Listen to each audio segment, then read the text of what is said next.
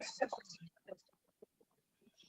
আরেকটা বিষয় একটু জানতে চাচ্ছি যে আমাদের এই সার্টিফিকেট গুলো আমাদের তো একবারে বেসিক লেভেলের সার্টিফিকেট, আমরা এই সার্টিফিকেট গুলো দিয়ে মানে কিরকম লেভেলের জবে স্টার্টিং ভাবে শুরু করতে পারি, কিরকম মানে কোন ডেজিগনেশনে ঢুকতে পারবো? আপনারা যে কোর্সগুলো করতেছেন সবগুলাই যে একদম বেসিক কোর্স বিষয়টা এরকম না। আপনারা যে শর্ট কোর্সগুলো করছেন ওগুলো হচ্ছে আপনার বেসিক কোর্স। এটার পাশাপাশি আপনারা যে আইওস করছেন বা ওশা করতেছেন এগুলো হচ্ছে লেভেল 2 কোর্স। আহ এটা বেসিক কোর্স না, এটা অলরেডি আপনার স্ট্যান্ডার্ড কোর্স। এই কোর্সগুলো দিয়ে আপনি, হ্যাঁ, হেলথ অ্যান্ড সেফটি প্রফেশনাল হিসেবে হচ্ছে, অর্থাৎ সেফটি সুপারভাইজার হিসেবে অথবা সেফটি অফিসার হিসেবে হচ্ছে কি আপনি বিভিন্ন জবে অ্যাপ্লাই করতে পারেন। আশা করি ওখানে ইন্টারভিউ কলে আপনি, ইন্টারভিউ বোর্ডে আপনি ভালোই রেসপন্স করতে পারবেন আর কি।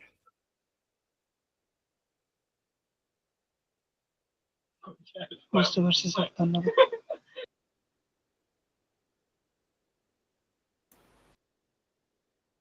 মিস্টার শাকিল, কি অবস্থা আপনার? ভাই ভালো আছেন? এই তো একটু সময় নিছি তো, একটু কাজ ছিল, তো সমস্ত কাজ শেষ করে এখন আবার জয়েন করতে একটু সময় নিতেছিল, তাই আবার এখন জয়েন হয়েছি। ঠিক আছে। বুঝতে পারছি। আপনি গতকালকে ক্লাসটা অ্যাটেন্ড করতে পারেন নাই, ওটার ভিডিওটা দেখতে বলছিলাম আপনাকে, ভিডিওটা কি দেখতে পারছিলেন?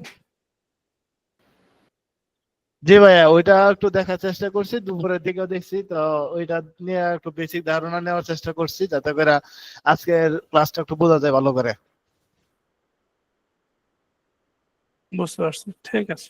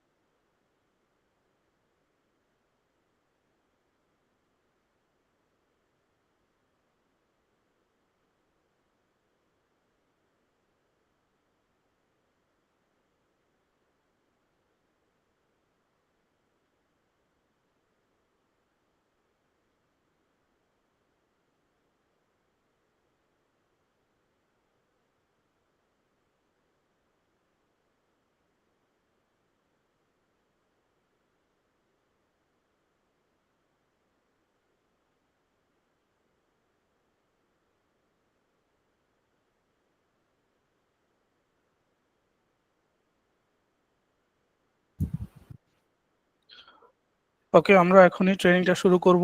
শুরু করার আগে আমরা হচ্ছে কি গত ক্লাসের আলোচনা নিয়ে একটু ফিডব্যাক চাই। সেটা হচ্ছে কি আপনাদের গত ক্লাস নিয়ে কোনো কনফিউশন বা কোনো কিছু বোঝার আছে কিনা?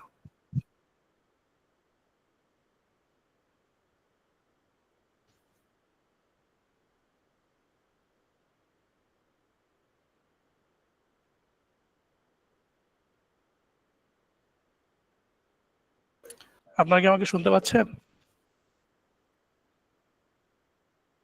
জি স্যার, শুনতে পাচ্ছি। জি মাইনুল সাহেব, আপনার গতকালকে ক্লাস নিয়ে কোনো কোশ্চেন আছে কিনা? স্যার এখন আপাতত নাই, তার মানে স্টাডি চলতেছে, মোটামুটি বুঝছি। তারপরও যদি কনফিউশন হয় তখন আবার করবো। বুঝতে পারছি। গতকালকে আপনাদের ছিল ওশা ইন্ট্রোডাকশন ক্লাস ছিল, সাথে আর্গোনমিক্স এর একটা ক্লাস ছিল, এবং হচ্ছে কনফাইন্ড স্পেসের ক্লাস ছিল। সো আজকে হচ্ছে কি আমাদের ক্লাস হবে পিপি, পার্সোনাল প্রোটেক্টিভ ইকুইপমেন্ট, এবং হচ্ছে গিয়ে tools and equipment safety. Okay, so আমরা প্রথমে পিপি দিয়ে শুরু করি। আমরা এই পার্সোনাল প্রোটেক্টিভ ইকুইপমেন্ট শব্দটার সাথে বা বেসিক পার্সোনাল প্রোটেক্টিভ ইকুইপমেন্ট গুলোর সাথে পরিচিত কিনা দেখি। জি স্যার। কয়েকটা পার্সোনাল প্রোটেক্টিভ ইকুইপমেন্টের নাম বলেন। Sir helmet, hand gloves, goggles, safety শু, তারপর সেফটি বেল্ট আছে। হ্যাঁ হ্যাঁ, ওকে।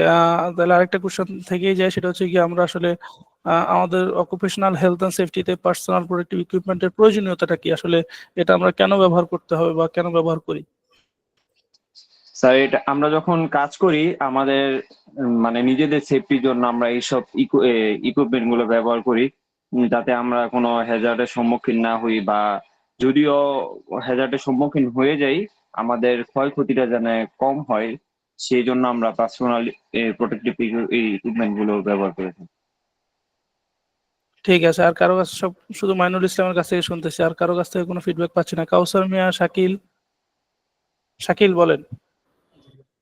আমরা পার্সোনাল প্রোটেক্টিভ ইকুইপমেন্ট মূলত আমরা নিজস্ব শরীরে শারীরিক যে ত্রুটি বা ক্ষতি থেকে বাঁচার জন্য আমরা ব্যবহার করে থাকি। যেমন ছোটখাটো ইনজুরি যাতে করে আমাদেরকে এ, আক্রান্ত আক্রান্ত না হয় তার জন্য আমরা পার্সোনাল ইকুইপমেন্ট ব্যবহার করে থাকি। আর সাডেন কোনো বিপদ যাতে করে আমাদের তেমন গুরুতর আহত না করতে পারে, সেটার ক্ষেত্রেও পিপি আমাদেরকে সহযোগিতা প্রোটেক্ট করে। জি, মূল কথাটা হচ্ছে গিয়ে পিপি কিন্তু আমাদেরকে একদমই সুরক্ষিত করে, বিষয়টা এরকম না। পিপি হচ্ছে গিয়ে ক্ষতিটাকে রিডিউস করে। অর্থাৎ আমি যদি হাতের মধ্যে হাত মোজা পরা অবস্থায় যদি স্টিল আমি হাতের মধ্যে হাতুড়ি দিয়ে একটা বাড়ি দেই, সেক্ষেত্রে আমি ব্যথাটা কিন্তু পাবোই, কিন্তু খালি হাতের চাইতে হ্যান্ড গ্লোভস পরা অবস্থায় আমি ব্যথাটা একটু কম পাবো। অর্থাৎ এটা হচ্ছে কি আমার যে ঝুঁকিটা সেটা একটু রিডিউস করবে। আমরা হাইরার্কি অফ কন্ট্রোল করছিলাম না, এতে আমাদের আইওস এমএস কোর্সে হাইরার্কি অফ কন্ট্রোলের কথা কার কার মনে আছে? স্যার ওখানে আমার 5টা মনে ধাপ আছে। আছে। জি বলেন। স্যার ওইখানে 5টা ধাপ আছে। ফার্স্ট ধাপ ইলিমিনেট, বাদ দেওয়া। সেকেন্ড ধাপ ছিল সাবস্টিটিউশন, বিকল্প পদ্ধতি, বিকল্প কোনো কিছু খোঁজা। তারপরে থার্ড স্টেপ ছিল ইঞ্জিনিয়ারিং কন্ট্রোল। ফোর্থ স্টেপ ছিল অ্যাডমিনিস্ট্রেশন সিস্টেম। আর ফিফথ স্যার একবারে লাস্ট ছিল পিপি। হ্যাঁ, একদম লাস্টেটা ছিল পিপি। সো স্যার পিপি হচ্ছে আমাদের part of hierarchy of control. অর্থাৎ আমরা আমাদের কাজের সাইটের যেই হ্যাজার্ড গুলা থাকবে, সেই হ্যাজার্ড গুলা থেকে লোকজনের যে ঝুঁকি থাকবে সেই ঝুঁকিটা কমায় নিয়ে আসার জন্য আমরা পার্সোনাল প্রোটেক্টিভ ইকুইপমেন্ট গুলো ইউজ করব। সো পার্সোনাল প্রোটেক্টিভ ইকুইপমেন্টের কিছু গাইডলাইন আছে, যেমন হচ্ছে গিয়ে কোন কাজের জন্য কোন ধরনের specific personal protective equipment use করতে হয়। এটার পাশাপাশি পার্সোনাল প্রোটেক্টিভ ইকুইপমেন্টেরও কিছু সার্টিফিকেশন আছে, যেমন হচ্ছে গিয়ে আমরা মার্কেটে হচ্ছে গিয়ে কিছু লোকাল আইটেম পাওয়া যায় যেগুলো হচ্ছে খুবই পুয়ার কোয়ালিটি। এই ধরনের ইকুইপমেন্ট ব্যবহার করা থেকে আমরা বিরত থাকবো, কারণ হচ্ছে গিয়ে এই ধরনের ইকুইপমেন্টের কারণে এটা দুর্ঘটনার ঝুঁকি আরো বাড়িয়ে দিবে, কমানোর চাইতে আপনার ঝুঁকিটা আরো বাড়াবে। কি জন্য? আপনি একটা হেলমেট পরে আছেন, আপনার মধ্যে কনফিডেন্স আছে যে আপনি একটা হেলমেট পরে আছেন, কিন্তু তার পরবর্তীতে যদি কোনোভাবে আপনি আক্রান্ত হন, ওই হেলমেটটা আপনাকে মিনিমাম যে প্রোটেকশনটা সেটাও দিতে পারবে না। তো এই জন্য এটা হচ্ছে ক্ষতি কমানো, ঝুঁকি কমানোর চাইতে ঝুঁকিটা আরো বৃদ্ধি করবে। তো আমরা আজকে এই পার্সোনাল প্রোটেক্টিভ ইকুইপমেন্ট সম্পর্কে একটু বিস্তারিত জানবো। যে আমরা কোন ধরনের কাজের জন্য কোন ধরনের পার্সোনাল প্রোটেক্টিভ ইকুইপমেন্ট ইউজ করব, সেটা প্রপারলি কিভাবে ইউজ করা যায়, এটার পাশাপাশি হচ্ছে গিয়ে সেগুলো সার্টিফাইড কিনা আমরা কিভাবে যাচাই করব, এই ধরনের বিষয়গুলো।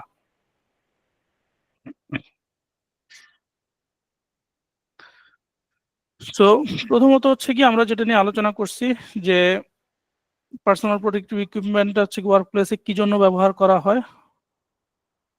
এটা হচ্ছে গিয়া এমপ্লয়ারের দায়িত্ব পার্সোনাল প্রোটেক্টিভ ইকুইপমেন্ট গুলা তার এমপ্লয়িকে প্রোভাইড করা।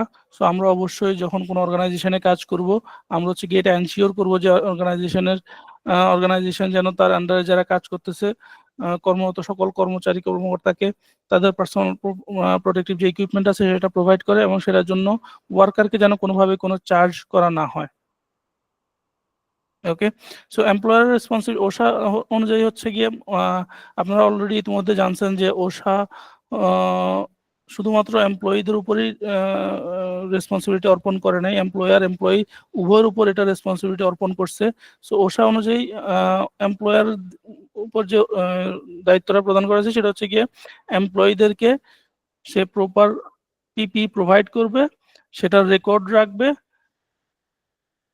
ওকে, আর এমপ্লয়ি যেটা রেসপন্সিবিলিটি সেটা হচ্ছে গিয়ে তারা ওই পিপি গুলাকে প্রপারলি বিহেভ করবে এবং প্রপারলি মেনটেন করবে। আমরা অনেক সময় দেখা যায় যে এমপ্লয়ি যারা কাজ করি আমরা আমরা হচ্ছে পিপি গুলা যত্ন নেই না, যত্ন নেওয়ার কারণে দেখা যাচ্ছে যে ফ্রিকুয়েন্টলি পিপি গুলো নষ্ট হচ্ছে এবং পরবর্তীতে এমপ্লয়ার থেকে একটা অনীহা প্রকাশ করে যে এতবার পিপি, এটা এমপ্লয়ারের জন্য একটা এডিশনাল কস্ট না। সো আমরা যেহেতু হেলথ অ্যান্ড সেফটি পার্সোনাল হিসেবে কাজ করব, আমরা এনশিওর করব যেন এমপ্লয়ি যারা কাজ করবে তারা যেন পিপি গুলো প্রপারলি ইউজ করে, মেনটেন করে এবং এগুলো যেন যত্ন সহকারে ব্যবহার করে।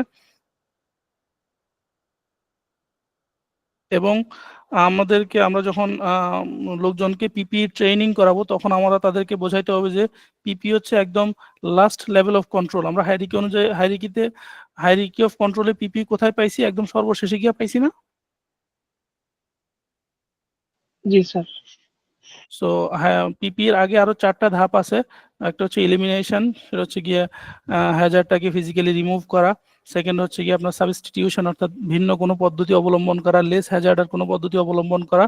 অথবা 3 নম্বরে আছে হচ্ছে কি ইঞ্জিনিয়ারিং কন্ট্রোল, আপনি কোনো একটা মডার্ন ইকুইপমেন্ট ইউজ করলেন কাজটা করার জন্য। 4 নম্বরে থাকতেছে হচ্ছে গিয়ে আপনার 4 নম্বরে কি থাকতেছে? Administrative control. আচ্ছা, আপনি অ্যাডমিনিস্ট্রেটিভ কন্ট্রোল দিয়ে হচ্ছে কি হ্যাজার্ড গুলাকে মিনিমাইজ করলেন। আর পিপিটা থাকতেছে আমাদের সবার শেষে। সো আমাদেরকে লোকজনকে ওভাবেই মোটিভেট করতে হবে। শুধুমাত্র জাস্ট বিকজ সে পিপি পড়ছে তার মানে কিন্তু এই না যে সে সবকিছু করতে পারবে না। আমরা সেফটি শু, হেলমেট, ভেস্ট পরে কাজ করতেছি তার মানে এই না যে আমরা দোতলা বিল্ডিং থেকে ঝাঁপ দিয়ে পড়ে যেতে পারবো। আমি ফুল বডি হার্নেস পরে কাজ করতেছি তার মানে এই না যে আমি হচ্ছে কি আমার ওয়ার্কিং প্ল্যাটফর্ম থেকে ঝুলে যেতে পারবো। কারণ আমি ফুল বডি হার্নেস পরা অবস্থায়ও যদি একটা নির্দিষ্ট জায়গা থেকে ঝুলে যাই, এটা স্টিল আমার জন্য কিছু সাইড ইফেক্ট থাকবে। আপনারা ওয়ার্কিং এট হাইটের ট্রেনিং এ সেটার বিস্তারিত একটা আলোচনা পেয়েছেন যে আপনার ওয়ার্কিং এট হাইটে কিছু ফ্যাক্টরস আছে, যেমন ফ্রি ফল ডিস্টেন্স। আপনি হার্নেস অ্যাঙ্করিং করার পরেও যদি আপনি পড়ে যান, আপনি কতটা ফ্রিলি পড়ে যাচ্ছেন সেটার উপর ডিপেন্ড করে আপনার শারীরিক একটা ত্রুটি দেখা দিতে পারে, আপনি আক্রান্ত হইতে পারেন। সো এই ধরনের বিষয়গুলো আপনি জাস্ট বিকজ আমরা পিপি পড়ছি তার মানে এই না যে আমরা যে কোনোভাবে কাজ করব। এটা হচ্ছে কি পিপি লাস্ট লেভেল অফ কন্ট্রোল, কিন্তু তার আগের যে পদক্ষেপগুলো আছে সেগুলো আমরা অবশ্যই নিব, নিয়ে তারপরে আমরা যে পিপি ব্যবহার করব। অ্যাক্সিডেন্টাল যদি কোনো কিছু হয় সেক্ষেত্রে যেন ক্ষতিটা কম হয়। ওকে, বেসিক এক্সাম্পল অফ পিপি আপনারা অলরেডি জানেন, যেটা আমরা আলোচনা করছি যে আই প্রোটেকশনের জন্য আমরা সেফটি গ্লাস ইউজ করি বা গগলস ইউজ করি, ফেস প্রোটেকশনের জন্য আমরা ফেস শিল্ড ব্যবহার করি, হেড প্রোটেকশনের জন্য আমরা হার্ড হ্যাটস ব্যবহার করি, তারপরে পায়ের প্রোটেকশনের জন্য আমরা সেফটি শুজ ব্যবহার করি, হাতের প্রোটেকশনের জন্য আমরা বিভিন্ন ধরনের হ্যান্ড গ্লোভস ব্যবহার করি। কিছু হ্যান্ড গ্লোভস থাকে কটন হ্যান্ড গ্লোভস, আমরা হচ্ছে মেকানিক্যাল কাজ করার জন্য কটন হ্যান্ড গ্লোভস গুলা ইউজ করি। কিছু থাকে হচ্ছে নাইট্রাইল হ্যান্ড গ্লোভস, ওটার উপরে একটা রাবারের একটা প্রলেপ দেওয়া থাকে। আমরা যদি স্লিপারি কোনো জিনিসে বা ভেজা তৈলাক্ত কোনো ইকুইপমেন্ট নিয়ে আমরা যখন কাজ করতে যাবো তখন আমরা ওই ধরনের গ্লোভস ইউজ করব। আমরা যখন কোনো কেমিক্যাল নিয়ে কাজ করব তখন আমরা কেমিক্যাল হ্যান্ড গ্লোভস ইউজ করব। এরপর হচ্ছে গিয়ে হাই ভিজিবল ভেস্ট। আমরা অবশ্যই যখন কনস্ট্রাকশন সাইটে কাজ করবো তখন যেন আমরা হাই ভিজিবল ভেস্ট গুলা পরবো এবং আমাদের লোকজন যারা থাকবে তাদেরকে সেটা পড়তে উৎসাহিত করব। আমরা অনেক সময় দেখা যাচ্ছে যে আপনার আই প্রোটেকশনের জন্য চশমা পরি, এটা আমরা বুঝি, কিন্তু মোস্ট অফ দ্য টাইম আমরা যেটা কনফিউজ হই সেটা হচ্ছে কি আমরা যে হাই ভিজিবল ভেস্টটা আমরা কেন পরি। হাই ভিজিবল ভেস্টটা এটা নামের মধ্যে এটার কারণটা আছে, দেখেন এটা হচ্ছে ভিজিবিলিটি হাই করবে। আপনি যখন একটা সাইটে কাজ করবেন, দেখা যাচ্ছে খুব অল্প একটা জায়গার মধ্যে, লিমিটেড একটা জায়গার মধ্যে অনেকগুলো গ্রুপ অফ পিপল কাজ করতেছে, অনেকগুলো ইকুইপমেন্ট মুভমেন্ট করতেছে, এদিক সেদিক ছোটাছুটি করতেছে।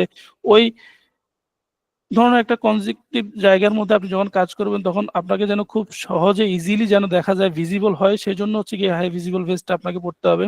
এটার পাশাপাশি আমাদের ভেস্টের মধ্যে একটা রিফ্লেকটিভ টেপের মধ্যে একটা রিফ্লেকটিভ পার্ট থাকে।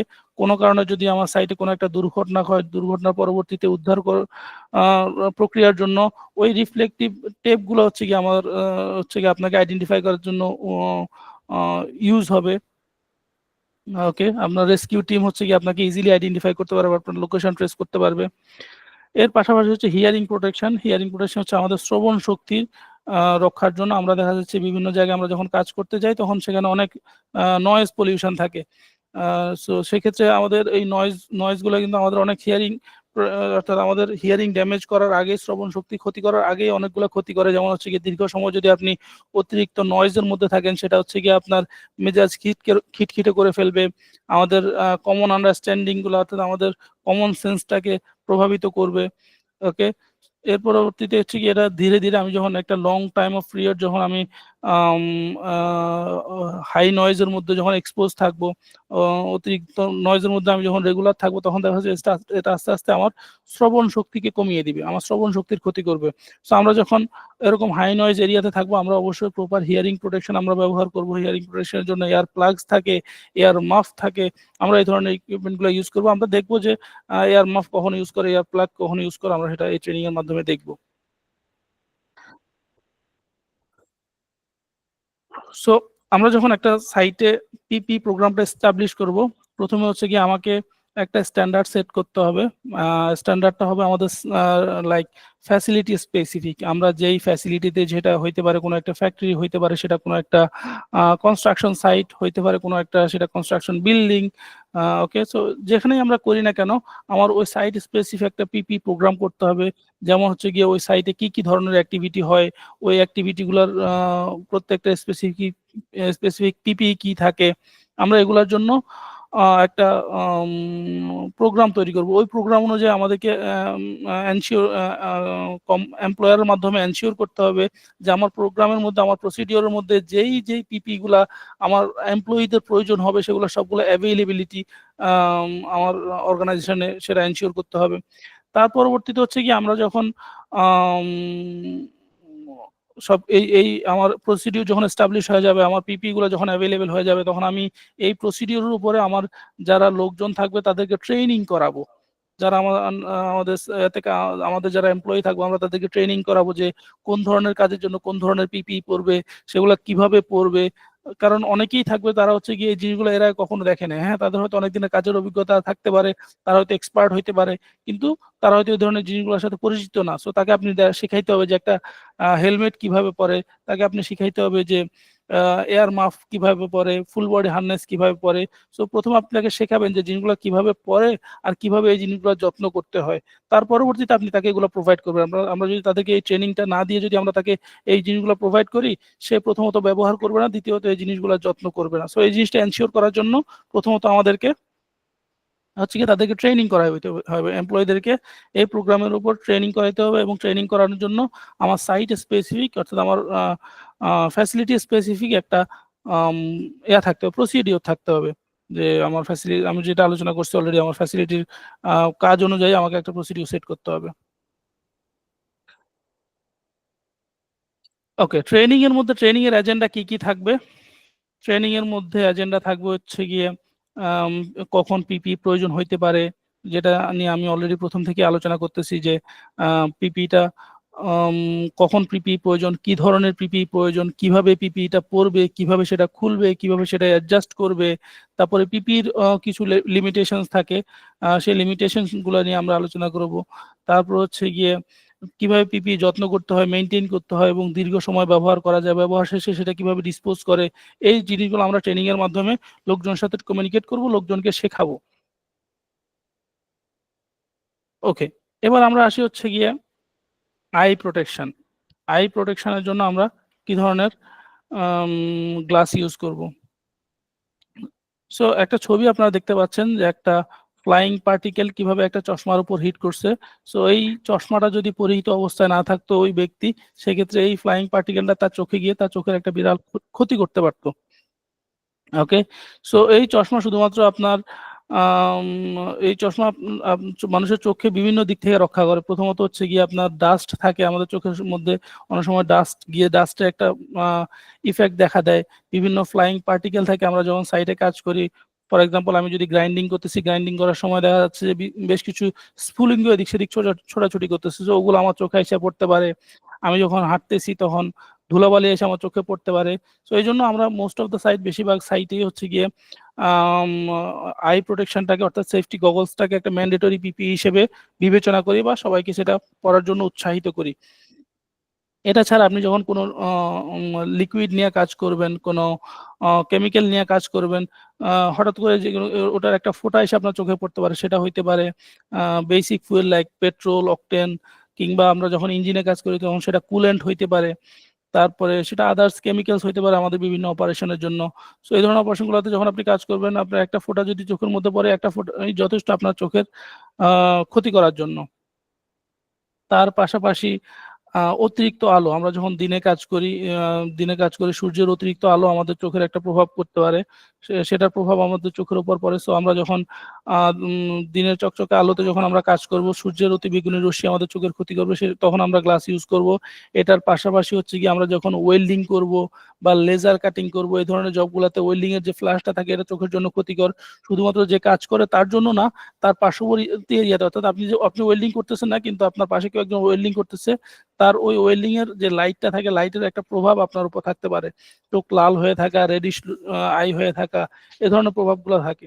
তো এই ধরনের প্রভাবগুলো থেকে আমরা নিজেদেরকে এবং আমাদের যারা কো ওয়ার্কার্স থাকবে তাদেরকে সেভ করার জন্য আমরা সবসময় তাদেরকে আই প্রোটেকশন ব্যবহার করার জন্য উৎসাহিত করব।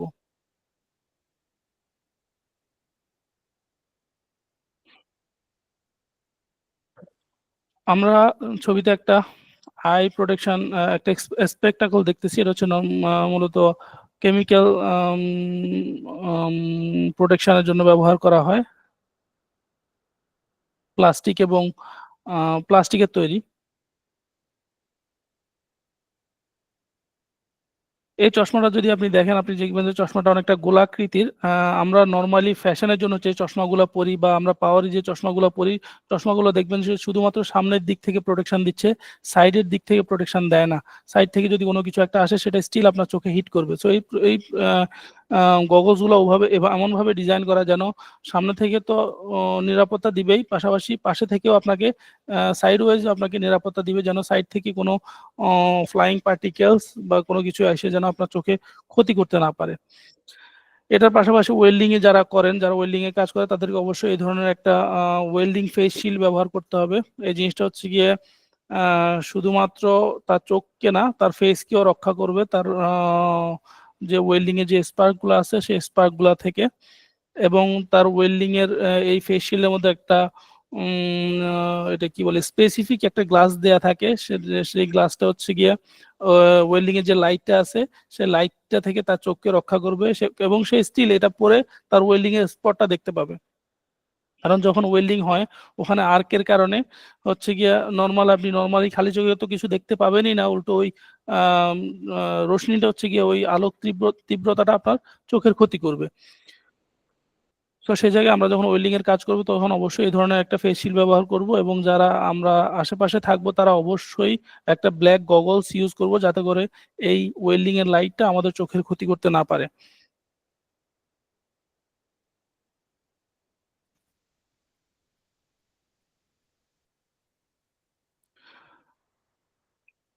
ওকে, কিছু স্পেসিফিক ডিজাইনস গগলস থাকে, সেটা হচ্ছে লেজার সেফটি গগলস, অর্থাৎ যেটা হচ্ছে কি আপনার intense concentration of light produced by লেজারের যে লাইটগুলো থাকে ওই লাইটগুলো থেকে আপনার চোখকে রক্ষা করবে। এই ধরনের কিছু গগলস আমরা ইউজ করতে পারি। যে জন্য আমি অলরেডি আমাদের প্রথমেই বলছিলাম যে যখন আমরা প্রথমে আমাদের যে প্রসিডিউরটা সেট করব, আমরা যে প্রোগ্রামটা সেট করব, সেই প্রোগ্রাম সেট করার সময় আমাকে অ্যাসেসমেন্ট করতে হবে। আপনারা অলরেডি iOS MS থেকে রিস্ক অ্যাসেসমেন্টটা করা শিখছেন, যে কিভাবে আপনার কোন ধরনের জবের জন্য আপনার কোন ধরনের জিনিস লাগবে, এই জিনিসটা আপনাকে আগে থেকেই সেট করে ফেলতে হবে। যখন আপনি প্রসিডিওর লাইক রিস্ক অ্যাসেসমেন্ট বানাবেন, রিস্ক অ্যাসেসমেন্টের পরে যখন আপনি ওয়ার্ক স্পেসিফিক প্রসিডিওর বানাবেন, তখন হচ্ছে গিয়ে আপনার এই জিনিসগুলো অ্যাসেস করতে হবে যে আপনার আপনার কি কি ধরনের অ্যাক্টিভিটি আপনার সাইটে আছে, কি কি ধরনের হ্যাজার্ড আপনার সাইটে আছে, ওই হ্যাজার্ড অনুযায়ী ওই অ্যাক্টিভিটি অনুযায়ী আপনার কি কি ধরনের পিপি প্রয়োজন হবে। আপনার সাইটে যদি লেজার অ্যাক্টিভিটি থাকে, সেক্ষেত্রে আপনি এই ধরনের গগলস আপনার প্রোগ্রামে সংযুক্ত করবেন। যদি আপনার সাইটে যদি ওয়েল্ডিং অ্যাক্টিভিটি থাকে, আপনি ওয়েল্ডিং ফেস শিল্ড সংযুক্ত করবেন। আপনার সাইটে যদি নর্মাল অ্যাক্টিভিটি হয়, সেক্ষেত্রে আপনি নর্মাল যে সেফটি গগলসগুলো আছে সেগুলো হচ্ছে গিয়ে রাখতে পারেন, এবং সেই অনুযায়ী আপনি আপনার যারা এমপ্লয়ি থাকবে, আপনার যারা ক্রু থাকবে বা কোয়ার্কার থাকবে, তাদেরকে পিপি গুলো প্রোভাইড করতে হবে। আরেকটা ফেস শিল্ড আছে, এটাকে আমরা ট্রান্সপারেন্ট ফেস শিল্ড বলি। এটা হচ্ছে গ্রাইন্ডিং কাজের জন্য বা মোস্টলি গ্রাইন্ডিং ক্লিনিং এর জন্য ব্যবহার করা হয়। যখন আপনি গ্রাইন্ডিং করতেছেন, আপনারা জানেন যে গ্রাইন্ডিং এর সময় গ্রাইন্ডার মেশিনের একটা বেশ স্পার্ক ছুটে আসে মেশিন থেকে। ওই স্পার্কগুলো থেকে নিজেকে রক্ষা করার জন্য আপনাকে এই ধরনের ফেস শিল্ড পরতে হবে। ক্লিনিং করার সময় আপনার ক্লিনিং থেকে আপনার ফ্লাইং ডাস্ট এসে আপনার ফেসে পড়তে পারে, ফেসে হিট করতে পারে, আপনার চোখে হিট করতে পারে। তো এই ধরনের কাজের জন্য আপনাকে অবশ্যই এই ধরনের একটা ফেস শিল্ড ব্যবহার করতে হবে।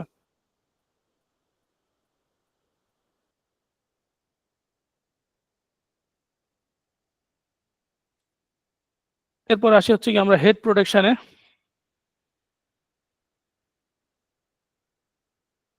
ওকে, কেউ একজন বলেন যে আমাদের আমরা হেলমেট যদি না পরি, তাহলে কি কিভাবে আমরা মাথায় আঘাত পাইতে পারি?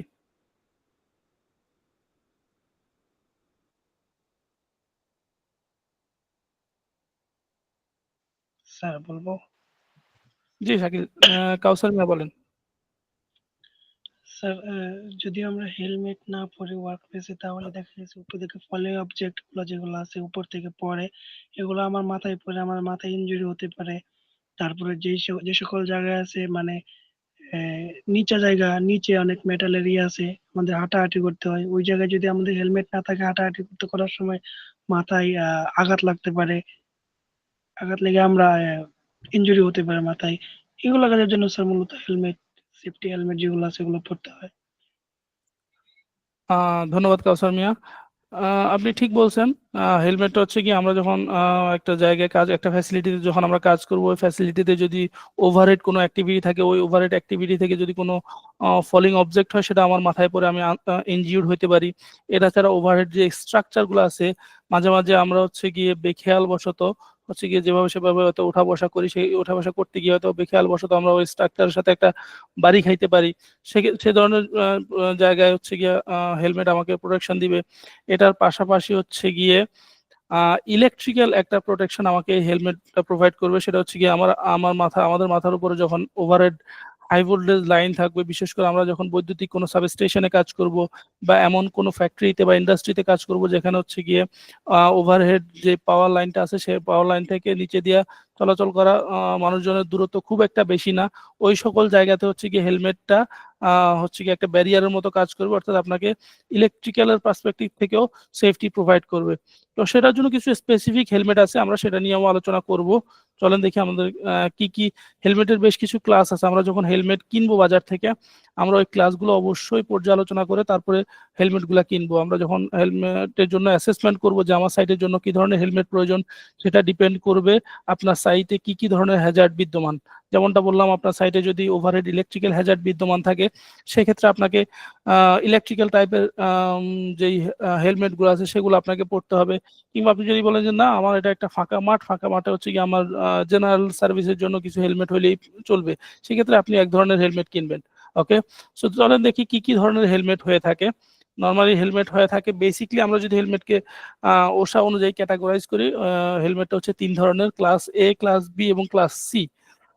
এখানে ক্লাস এ হচ্ছে জেনারেল টাইপ যেই অ্যাক্টিভিটি গুলো আছে, জেনারেল সার্ভিসের জন্য আমাদের যে হেলমেট গুলো প্রয়োজন হয় সেগুলো হচ্ছে কি আপনার ক্লাস এ হেলমেট, যেমন mining, building construction, ship building, এই ধরনের ম্যানুফ্যাকচারিং, এই ধরনের জায়গাতে আমরা হচ্ছে এই ধরনের হেলমেট গুলো ব্যবহার করব, যেটা হচ্ছে গিয়া গুড ইম্প্যাক্ট প্রোটেকশন এটা প্রোভাইড করে, এবং এটা লিমিটেড ভোল্টেজ প্রোটেকশন, অর্থাৎ অল্প কিছু ভোল্টেজ থেকে এটা আপনাকে প্রোটেকশন দিবে, খুব বেশি না।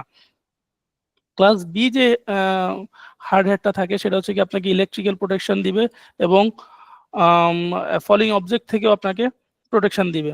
ক্লাস সি টাইপের যে হেলমেটটা থাকে এটা আমরা অনেক সময় ইউজ করছি বাম্প ক্যাপ। আমরা বাম্প ক্যাপ আপনারা অনেকে দেখছেন কিনা জানি না, এটা হেলমেট না, অনেকটা ক্যাপের মতো। আমরা আমরা যে নর্মাল ক্যাপ বাজারে দেখি সেই নর্মাল ক্যাপের মতো দেখতে, কিন্তু এটার যে হেড পার্টটা আছে হেড পার্টটাতে একটা সলিড পার্ট দিয়ে হচ্ছে কি একটা প্রোটেকশন ইউজ করা হয়েছে। ওকে, এটা হচ্ছে কমফোর্টের জন্য আমরা অনেক সময় সেগুলো ব্যবহার করি। কিন্তু আনসি স্ট্যান্ডার্ড অনুযায়ী হেলমেটকে হচ্ছে গিয়ে আপনার 5টা ভাগে বিভক্ত করা হয়েছে। এর মধ্যে দুইটা হচ্ছে গিয়ে আপনার জেনারেল ইউজের জন্য, আর 3টা ক্লাস হচ্ছে গিয়ে আপনার ইলেকট্রিক্যালের জন্য। লাইক আপনি যদি পাশেই দেখেন এখানে দেয়া আছে টাইপ 1, টাইপ 2। টাইপ 1 যে আনসি স্ট্যান্ডার্ড অনুযায়ী টাইপ 1 এর যে হেলমেট গুলা থাকে সেই হেলমেট গুলা হচ্ছে গিয়ে আপনার সরাসরি উপর থেকে যদি কোনো কিছু পড়ে সেটা থেকে আপনাকে প্রোটেকশন দিবে। টাইপ 2টা হচ্ছে গিয়ে সাইড থেকে যদি কোনো কিছু পড়ে এবং উপর থেকে যদি কোনো কিছু পড়ে, দুইটা থেকেই আপনাকে রক্ষা করবে। আপনি দেখেন টাইপ 1টা কিন্তু আপনাকে সাইড থেকে দিচ্ছে না, সাইড ইম্প্যাক্টস থেকে প্রোটেকশন দিচ্ছে না। অর্থাৎ আপনি যদি ওই হেলমেট পরেন, সাইড থেকে যদি কোনো একটা হিট আসে তাহলে ওই হেলমেটটা আপনাকে পর্যাপ্ত প্রোটেকশন দিতে পারবে না। কিন্তু আপনি যদি টাইপ 2টা দেখেন, টাইপ 2টা আপনাকে বোথ দিক থেকে, অর্থাৎ উপর দিক থেকে এবং পাশে থেকে দুইভাবেই হচ্ছে গিয়ে হেলমেটগুলো আপনাকে প্রোটেকশন দিবে। এটার পাশাপাশি দেখেন ইলেকট্রিক্যালের হেলমেটকে হচ্ছে গিয়ে আপনাকে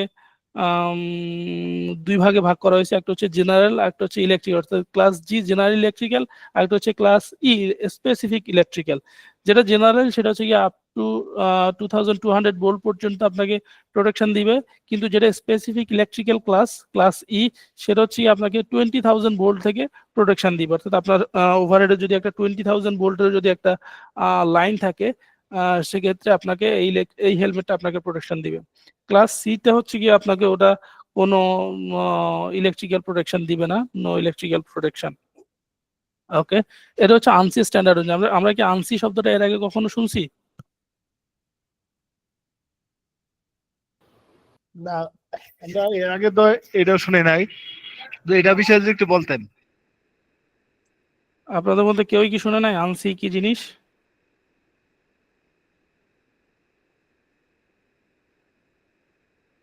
না স্যার, শুনিনি। ওকে, আনসি হচ্ছে কি আমেরিকান ন্যাশনাল স্ট্যান্ডার্ডস ইনস্টিটিউট। তারা হচ্ছে গিয়া স্ট্যান্ডার্ড সেট করে বিভিন্ন সেফটি ইকুইপমেন্টের জন্য, বিভিন্ন সেফটি স্ট্যান্ডার্ডের উপরে। সো ওদের হচ্ছে গিয়ে সেফটি ইকুইপমেন্ট অর্থাৎ পিপির কিছু স্ট্যান্ডার্ড আছে, ওই স্ট্যান্ডার্ড অনুযায়ী হচ্ছে গিয়া এই গাইডলাইনটা আমরা পাই যে আমরা যেই হার্ডহেড গুলো ইউজ করবো বা কোন ধরনের পার্সোনাল প্রোটেক্টিভ ইকুইপমেন্ট আমরা কি ধরনের কি ধরনের প্রোটেকশন পাবো সেটার একটা গাইডলাইন সেখানে দেয়া থাকে। ওকে, সো আনসির ফুল মিনিংটা আপনারা মনে রাখার চেষ্টা করবেন, সেটা হচ্ছে কি আমেরিকান ন্যাশনাল স্ট্যান্ডার্ডস ইনস্টিটিউট।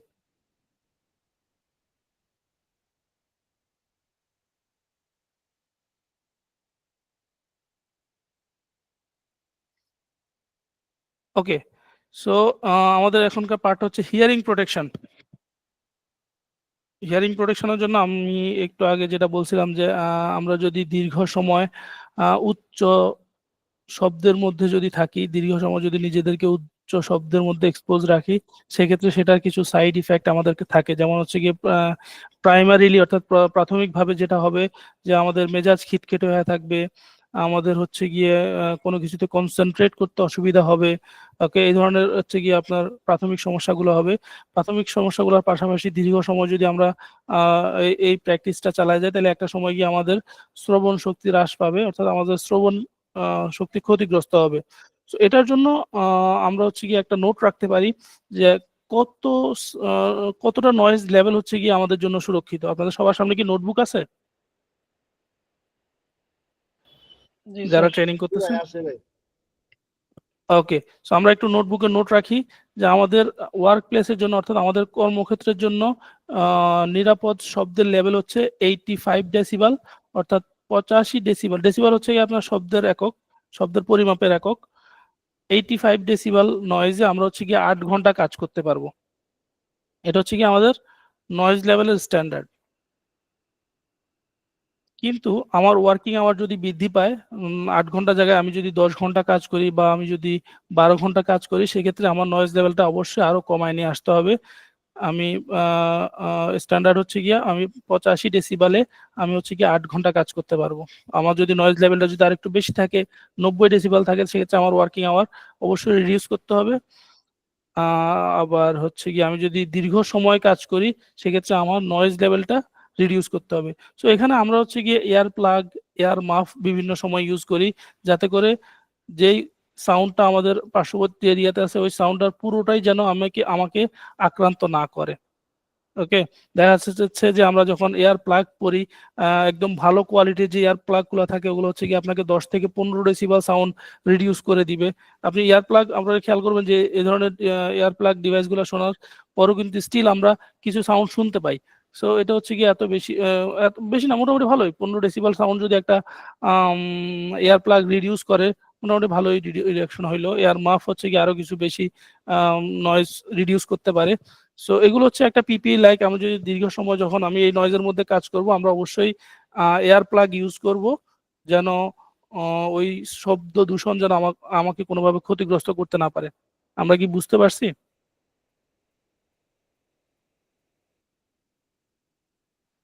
জি স্যার। ওকে, আমরা এখানে 3 ধরনের এয়ার প্লাগ দেখতে পাচ্ছি। প্রথমটাকে আমরা এয়ার মাফ বলি, যেটা হচ্ছে গিয়ে আপনি কানের উপর দিয়ে পড়তে পারবেন। মাঝখানেটা হচ্ছে এয়ার প্লাগ, যেটা হচ্ছে কি আপনাকে একটু এটা কি বলে, স্লাইস করে একটু প্রেস করে, এটা হচ্ছে অনেকটা রাবার টাইপের, রাবার টাইপ না, ওটা হচ্ছে আপনি কম্প্রেস করতে পারবেন। আপনি যখন আপনার হাতের মধ্যে 2 আঙ্গুলের মধ্যে নিয়ে এটাকে একটু স্কুইজ করবেন, তখন হচ্ছে কি এটা আরেকটু সরু হয়ে যাবে। এরপর আপনি ওটাকে স্লাইটলি হচ্ছে আপনার কানের ভিতরে ইনসার্ট করার পরে এটা কিছুক্ষণ পরে নিজে নিজে এক্সটেন্ড হয়ে আপনার কানের যে এয়ারওয়েজ আছে, সেই কানাল আছে, সেই কানালটাকে হচ্ছে গিয়ে সে ব্লক করে দিবে এবং বাইরের শব্দ হচ্ছে গিয়ে পুরোপুরি আপনার কানের মধ্যে ঢুকতে দিবে না। ওকে, 3 নাম্বারটাও সেম, আপনাকে ওভাবেই ব্যবহার করতে হবে। এখন বিষয় হচ্ছে এই দুইটারই কিছু হচ্ছে গিয়ে লিমিটেশনস আছে, কিছু হচ্ছে গিয়ে আপনার সুবিধা আছে, অসুবিধা আছে। প্রথমটা দেখেন এয়ার মাফ। এয়ার মাফের সুবিধা হচ্ছে গিয়ে আপনার পড়াটা খুবই ইজি। আপনি জাস্ট হেডফোনের মতো নিলেন, নিয়ে হচ্ছে গিয়ে কানের মধ্যে দিয়ে দিলেন, খুবই ইজিলি জিনিসটা পড়া যায়। এবং এটা হচ্ছে গিয়ে আপনি হারায় যাওয়ার সম্ভাবনা, ঝুঁকিটা কম থাকে। কিন্তু এটার অসুবিধাটা হচ্ছে গিয়ে জিনিসটা একটু বাল্কি, একটু বড় না, একটু বড় জিনিস। আপনি যখন যখন পরে থাকবেন আপনার জিনিসটা একটু বাল্কি বাল্কি মনে হবে, একটু ভারী ভারী মনে হবে। আপনি যখন ক্যারি করবেন তখন বিষয়টা একটু ভারী ভারী মনে হবে। তারপর হচ্ছে গিয়া এটা হচ্ছে গিয়া আপনার অপরিষ্কার হয়ে গেলে আপনাকে এটা পরিষ্কার করে আবার ইউজ করতে হবে। এরপর আসি এয়ার প্লাগ বা কানাল ক্যাপস যেগুলো থাকে, এগুলো হচ্ছে গিয়ে সুবিধা হচ্ছে গিয়া এগুলো খুবই লাইট ওয়েট। ওকে, আপনার আপনার ওরকম ভারী ভারী মনে হবে না। কিন্তু অসুবিধা হচ্ছে গিয়া এগুলা যখন আপনি পড়বেন, পড়ার সময় আপনাকে সতর্কতা অবলম্বন করতে হবে। কারণ আপনি যখন এটার যেই নোজ গুলো আছে ওগুলো যখন আপনি আঙ্গুলের মাধ্যমে স্কুইজ করবেন, আপনার হাতে যদি ময়লা থাকে তাহলে সেই ময়লাটা আপনার কানের মধ্যে গিয়ে এয়ার ইনফেকশনের একটা সম্ভাবনা তৈরি হচ্ছে। তো সেক্ষেত্রে অবশ্যই আপনাকে পরিষ্কার হাতে সেটাকে ব্যবহার করতে হবে। দ্বিতীয়ত হচ্ছে গিয়ে আপনার এটা যেহেতু ছোট জিনিস, হারায় যাওয়ার সম্ভাবনাটা অনেক বেশি থাকে। ওকে, সো আমরা এই জিনিসগুলোকেই বিবেচনা করেই আমরা চুজ করব যে আমরা কি ধরনের হিয়ারিং প্রোটেকশন আমার প্রয়োজন এবং কি ধরনের হিয়ারিং প্রোটেকশন আমরা ব্যবহার করব। নর্মালি আমরা যেটা বলি, আমরা যখন হাই নয়েজে কাজ করি, অর্থাৎ কোথাও আমাদের বিশেষ করে ধরেন কোনো একটা ইঞ্জিন রুম আমরা যখন যাব, যখন ইঞ্জিন রানিং অবস্থায়, সেখানে অনেক সময় নয়েজ লেভেলটা আপনার দেখা যাচ্ছে যে 100 ডেসিবেল, 95 ডেসিবেল এরকম হয়ে যাচ্ছে। সো এই ধরনের জায়গায় আমরা যখন কাজ করতে যাব, আমরা এই ধরনের এয়ার মাফ গুলো ইউজ করব। আর নর্মালি আমাদের ওয়ার্ক প্লেসে ধরেন যদি 85-90 ডেসিবেলের মতো নয়েজ থাকে, আমরা এয়ার প্লাগটা ইউজ করব।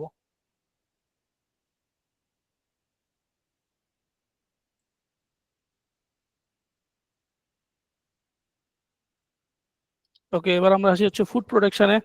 ফুড প্রোটেকশনের জন্য আমরা সেফটি ইস্যু পড়ি না। সো আমরা কেউ একজন বলি যে আমাদের সেফটি ইস্যুর মধ্যে কি ধরনের প্রোটেকশন থাকে, আমরা কি কেউ জানি কিনা?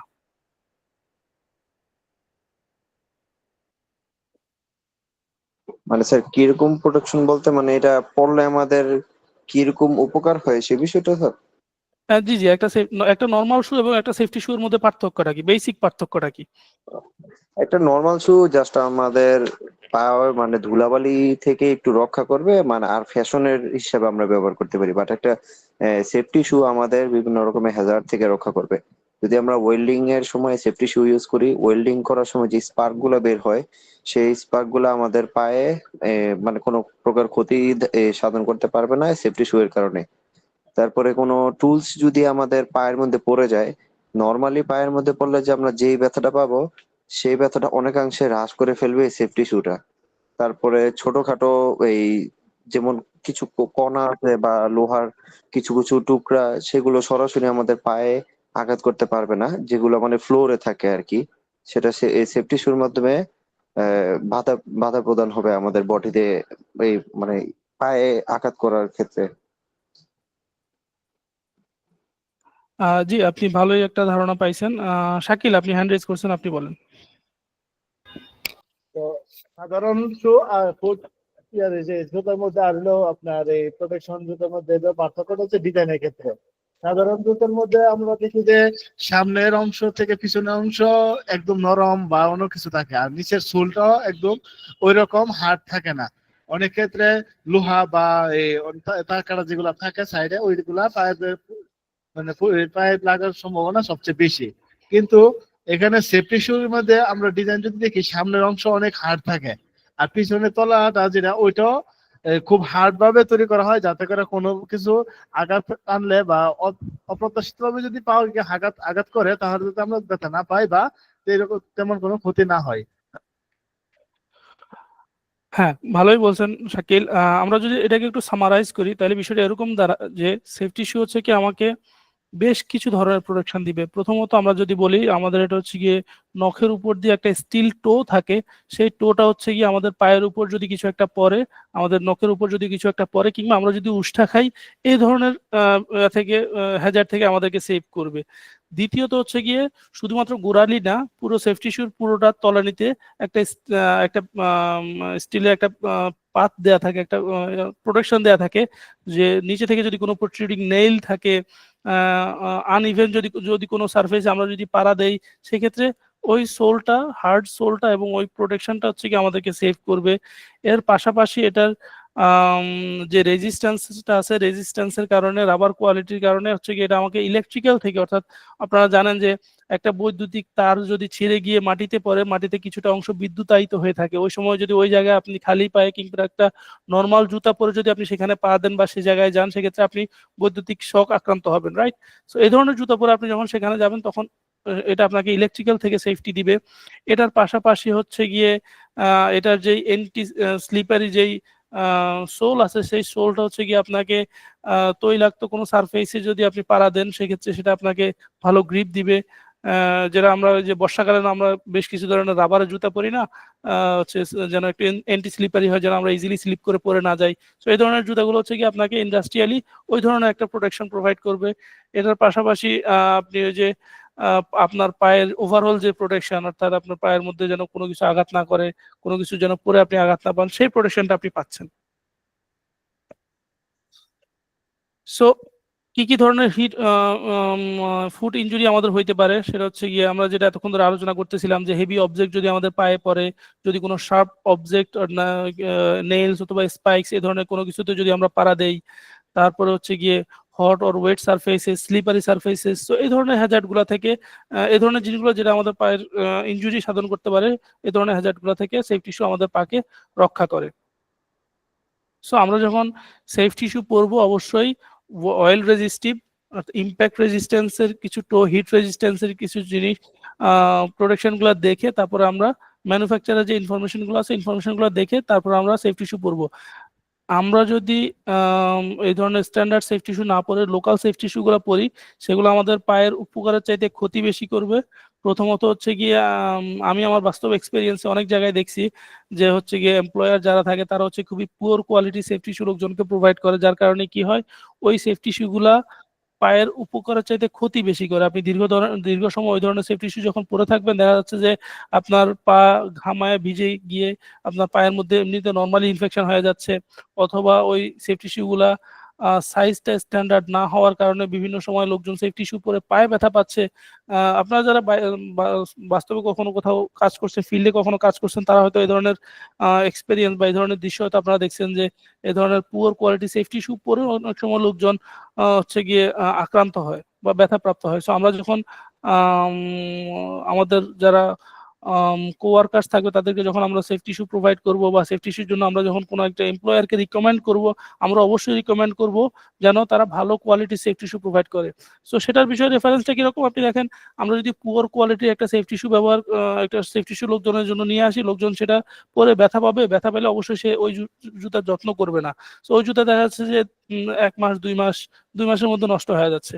কিন্তু আপনি যদি ভালো কোয়ালিটির একটা ওই জুতারই যদি আপনি 3 গুণ প্রাইস দিয়ে ভালো একটা জুতা আপনি লোকজনকে প্রোভাইড করতে পারেন, সেক্ষেত্রে ওই জুতাটা আপনার দেখা যাচ্ছে 1 বছর সার্ভাইভ করতেছে। সো দেখেন আপনাকে আমরা হচ্ছে গিয়ে এমপ্লয়ারদেরকে এভাবেই জিনিসটাকে প্রেজেন্ট করব যে এভাবে যদি আপনি আমরা লোকজনকে প্রোভাইড করি সেফটি শু, প্রথমত তারা ব্যবহার করবে, দ্বিতীয়ত এটা দীর্ঘায়ু হবে, দীর্ঘদিন ব্যবহার করা যাবে, এতে করে কোম্পানির কোনো এডিশনাল কস্ট হবে না। এবং আমাদের যে সেফটি শুর পারপাসটা আছে, সেফটি শু আমরা যে কারণে ব্যবহার করি, এই পারপাসটা যদি আমরা ভালো মানের সেফটি শু ব্যবহার করি, সেটা এই পারপাসটা সার্ভ করবে। হ্যান্ড প্রোটেকশন, ওকে। আমাদের হাতে কি কি ধরনের ইনজুরি হইতে পারে আমরা যদি হাত মোজা না পরি?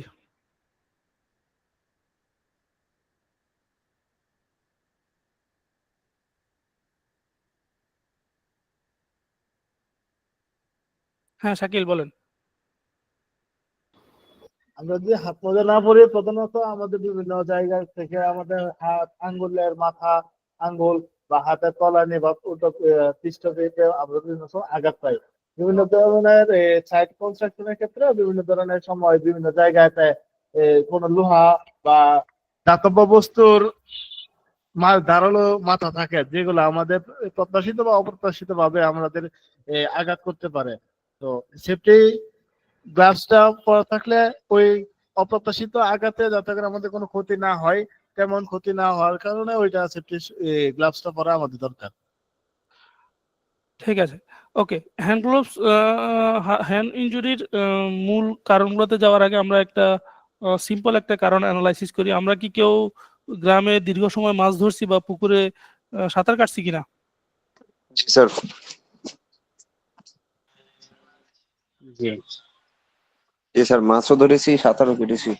সেটার করার পরে আপনারা কি লক্ষ্য করছেন, আমরা যদি দীর্ঘ সময় পানিতে থাকি বা সাঁতার কাটি, সেক্ষেত্রে একটা সময় এসে আমাদের হাত পা কেমন একটু সাদা সাদা হয়ে যায় না? জি স্যার, তার মানে হচ্ছে অনেকক্ষণ গিয়ে পানিতে নামলে এরকম হয়ে যায়। এরকম হয়ে যায়। এটা মানে হচ্ছে কি আমাদের যে স্কিন আছে, স্কিন হচ্ছে গিয়ে পানিটাকে অ্যাবজর্ব করার কারণে এরকমটা হয়ে যায়। পরবর্তীতে যখন আমাদের হাত পা শুকায় যায়, তখন এটা আবার নর্মাল পজিশনে ফিরে চলে আসে। সো সেম ভাবে আমরা যখন কোনো হ্যাজার্ডাস লিকুইড নিয়ে কাজ করব, অর্থাৎ ধরুন হচ্ছে কি আমরা সিম্পলি এমন কোনো একটা কেমিক্যাল নিয়ে কাজ করতেছি, এটা হচ্ছে কি সচরাচর হাতের ক্ষতি করতেছে না, কিন্তু আমি দীর্ঘ সময় এটা নিয়ে কাজ করতেছি। নর্মালি ধরেন হচ্ছে কি আমরা নর্মাল ক্লিনিং এর জন্য যে জিনিসগুলো ইউজ করি, আমরা টেবিল ক্লিনিং এর জন্য, নর্মালি ক্লিনিং এর জন্য আমরা বেশ কিছু কেমিক্যাল ইউজ করি। কেমিক্যালগুলো কিন্তু সরাসরি আমাদের হাতে লাগলে আমরা কিন্তু সাথে সাথেই বুঝতে পারি না যে আমাদের কোনো ক্ষতি হচ্ছে কিনা, নর্মালি আমাদের কোনো ফিল হয় না। কিন্তু দীর্ঘ সময় যখন আপনি এই জিনিসটাই ব্যবহার করবেন, আমাদের স্কিন কি হবে, ওই কেমিক্যালটাকে অ্যাবজর্ব করতে থাকবে। অ্যাবজর্ব করতে গিয়ে যখন সেটা পানি অ্যাবজর্ব করবে, পানিটা শুকায় যায়, কিন্তু এটা যখন কেমিক্যাল অ্যাবজর্ব করে, এটা হচ্ছে গিয়ে সেই লং টার্ম ইফেক্টটা ভিতরে থেকেই যায়, সেটা থেকে স্কিন ক্যান্সার পর্যন্ত হইতে পারে। সো এই জন্য আমরা যখন যে এই ধরনের কোনো লিকুইড নিয়ে কাজ করব, যেটা নিয়ে দীর্ঘ সময় আমাদেরকে কাজ করতে হয়, দীর্ঘ সময় না, আমরা যখনই কোনো লিকুইড নিয়ে কাজ করব, তখনই আমরা হ্যান্ড গ্লোভস পরে কাজ করব। এটার পাশাপাশি হচ্ছে গিয়ে হ্যান্ড গ্লোভস না পরে কাজ করার কারণে কি হইতে পারে, হাত পুড়ে যাইতে পারে, হাতে কাটা যাইতে পারে, হাতে ফুটো হইতে পারে, কিংবা আপনার আঙ্গুল মচকায় যেতে পারে। অনেক সময় দেখা যাচ্ছে অ্যাক্সিডেন্টাল এর কারণে আমরা আঙ্গুল কেটে পড়েও যাইতে পারে। ওকে, সো এই ধরনের করার জন্য আমাদেরকে হ্যান্ড গ্লোভস পরতে হবে। এখন কোশ্চেন হচ্ছে আমরা কি ধরনের হ্যান্ড গ্লোভস পরবো? বিভিন্ন কাজের জন্য ওয়ার্ক স্পেসিফিক আমাদেরকে হ্যান্ড গ্লোভস পরতে হবে। আপনি সব হ্যান্ড গ্লোভস পরে সব ধরনের কাজ করতে পারেন না। যেমন কেমিক্যাল কিছু হ্যান্ড গ্লোভস আছে, হ্যান্ড গ্লোভস গুলো যখন আপনি পরবেন আপনি নর্মাল মেকানিক্যাল অ্যাক্টিভিটি গুলো করতে পারবেন না। আবার আপনি যখন ইলেকট্রিক্যাল কিছু হ্যান্ড গ্লোভস আছে, ইলেকট্রিক্যাল হ্যান্ড গ্লোভস গুলো পরে আপনি কেমিক্যালে জব করতে পারবেন না, নর্মাল জব করতে পারবেন না। তো এই জন্য ইলেকট্রিক্যাল অ্যাক্টিভিটির জন্য ইলেকট্রিক্যাল হ্যান্ড গ্লোভস পাওয়া যায়, আপনার কেমিক্যাল অ্যাক্টিভিটির জন্য বিভিন্ন লিকুইড নিয়ে কাজ করার জন্য আপনার কেমিক্যাল হ্যান্ড গ্লোভস পাওয়া যায়। এটার পাশাপাশি মেজর দুই ধরনের হ্যান্ড গ্লোভস পাওয়া যায়, একটা হচ্ছে কটন হ্যান্ড গ্লোভস আর আরেকটা হচ্ছে কি আপনার nitrile hand gloves. Cotton hand গ্লোভসটা হচ্ছে কি আপনার জেনারেল অ্যাক্টিভিটির জন্য ব্যবহার করি আমরা, আর নাইট্রাইল হ্যান্ড গ্লোভসটা হচ্ছে কি আমরা যখন অয়েলি কোনো ইকুইপমেন্ট নিয়ে কাজ করি ভালো গ্রিপের জন্য। আপনি কটন হ্যান্ড গ্লোভস পরে যখন তেলে ভেজে একটা ইকুইপমেন্ট আপনি ধরবেন আপনার হাত স্লিপ করবে, সো সেই জন্য সেটা নাইট্রাইল গ্লোভসের মধ্যে একটা রাবারের প্রলেপ দেওয়া থাকে। সো সেক্ষেত্রে আপনি ওই ধরনের হ্যান্ড গ্লোভস ইউজ করবেন যাতে আপনি প্রপার গ্রিপ পাওয়া যায়। সো আপনাদেরকে কাজের সাইটে এই 4 ধরনের হ্যান্ড গ্লোভস অ্যাভেলেবল অবশ্যই রাখতে হবে। এটার পাশাপাশি হট ওয়ার্কের জন্য আমরা যখন কাটিং, গ্রাইন্ডিং, ওয়েল্ডিং এই ধরনের কাজগুলো যখন করব তখন আমরা লেদার গ্লোভস ইউজ করব। ওকে, সো আমার কাজের সাইটে এই 5 ধরনের হ্যান্ড গ্লোভস আমাকে অ্যাভেলেবল রাখতে হবে। যখন যে কাজের জন্য যেটা প্রয়োজন লোকজন যেন সহজেই সেটা পায় সেই ব্যবস্থা আমাদেরকে করতে হবে। তো আমরা কি কি ধরনের হ্যান্ড গ্লোভস নিয়ে আলোচনা করছি? 5 ধরনের হ্যান্ড গ্লোভস নিয়ে আলোচনা করছি। কেউ কি বলতে পারবেন?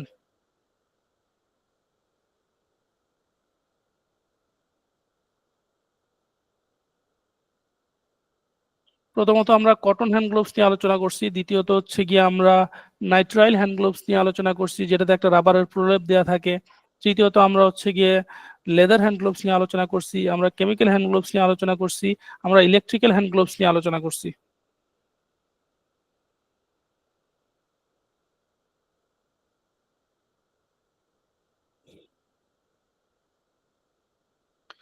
ওকে, বডি প্রোটেকশনের জন্য ইন্ডাস্ট্রি স্পেসিফিক আমাদেরকে হচ্ছে গিয়ে অ্যাপ্রন দেওয়া হয় বেশিরভাগ ক্ষেত্রেই।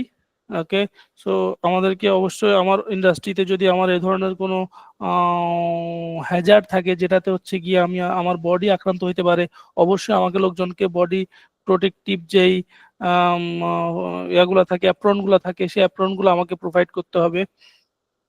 ওকে, সো এই ধরনের কি ধরনের কাজের জন্য এই ধরনের অ্যাপ্রনগুলো প্রয়োজন হয়? ইন্টেন্স হিট, আপনার ওয়ার্ক প্লেসে যদি কোনো মেশিনারিজের কারণে কোনো স্পেসিফিক রিজনে যদি হিটটা অনেক বেশি থাকে সেক্ষেত্রে আপনাকে অ্যাপ্রন দিতে হবে লোকজনকে। আপনার ওখানে যদি হট কোনো লিকুইড থাকে যেটা দুর্ঘটনাবশত আপনার লোকজনের গায়ে এসে পড়তে পারে বা সেটার ইফেক্ট আপনার গায়ে এসে পড়তে পারে, সেক্ষেত্রে তখন ওই ধরনের কেসে আমরা হচ্ছে গিয়ে বডি প্রোটেকশন বা অ্যাপ্রন ইউজ করব। তারপর হচ্ছে হ্যাজারাস কেমিক্যালস যদি থাকে, ইনফেকশনাস ম্যাটেরিয়ালস যদি থাকে, কোনো রেডিয়েশন যদি থাকে, এ ধরনের কেসে আমরা হচ্ছে গিয়ে অ্যাপ্রন ব্যবহার করব। অ্যাপ্রনগুলো দেখতে অনেকটা এরকম হয়। এটা ছাড়াও পাশাপাশি বয়লার সুইট থাকে যেগুলো হচ্ছে বিভিন্ন ইন্ডাস্ট্রিতে মেকানিক্যাল কাজ করার জন্য লোকজনকে প্রোভাইড করা হয়।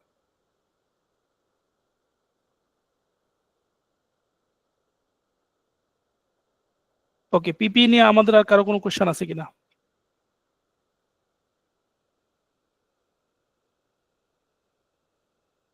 জি না স্যার।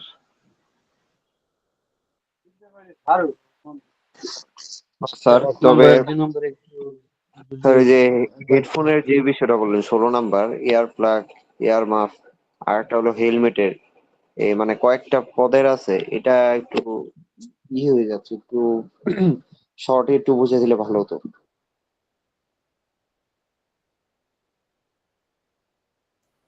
ঠিক আছে, আমি আর হিয়ারিং প্রোটেকশনটা আবার আলোচনা করতেছি।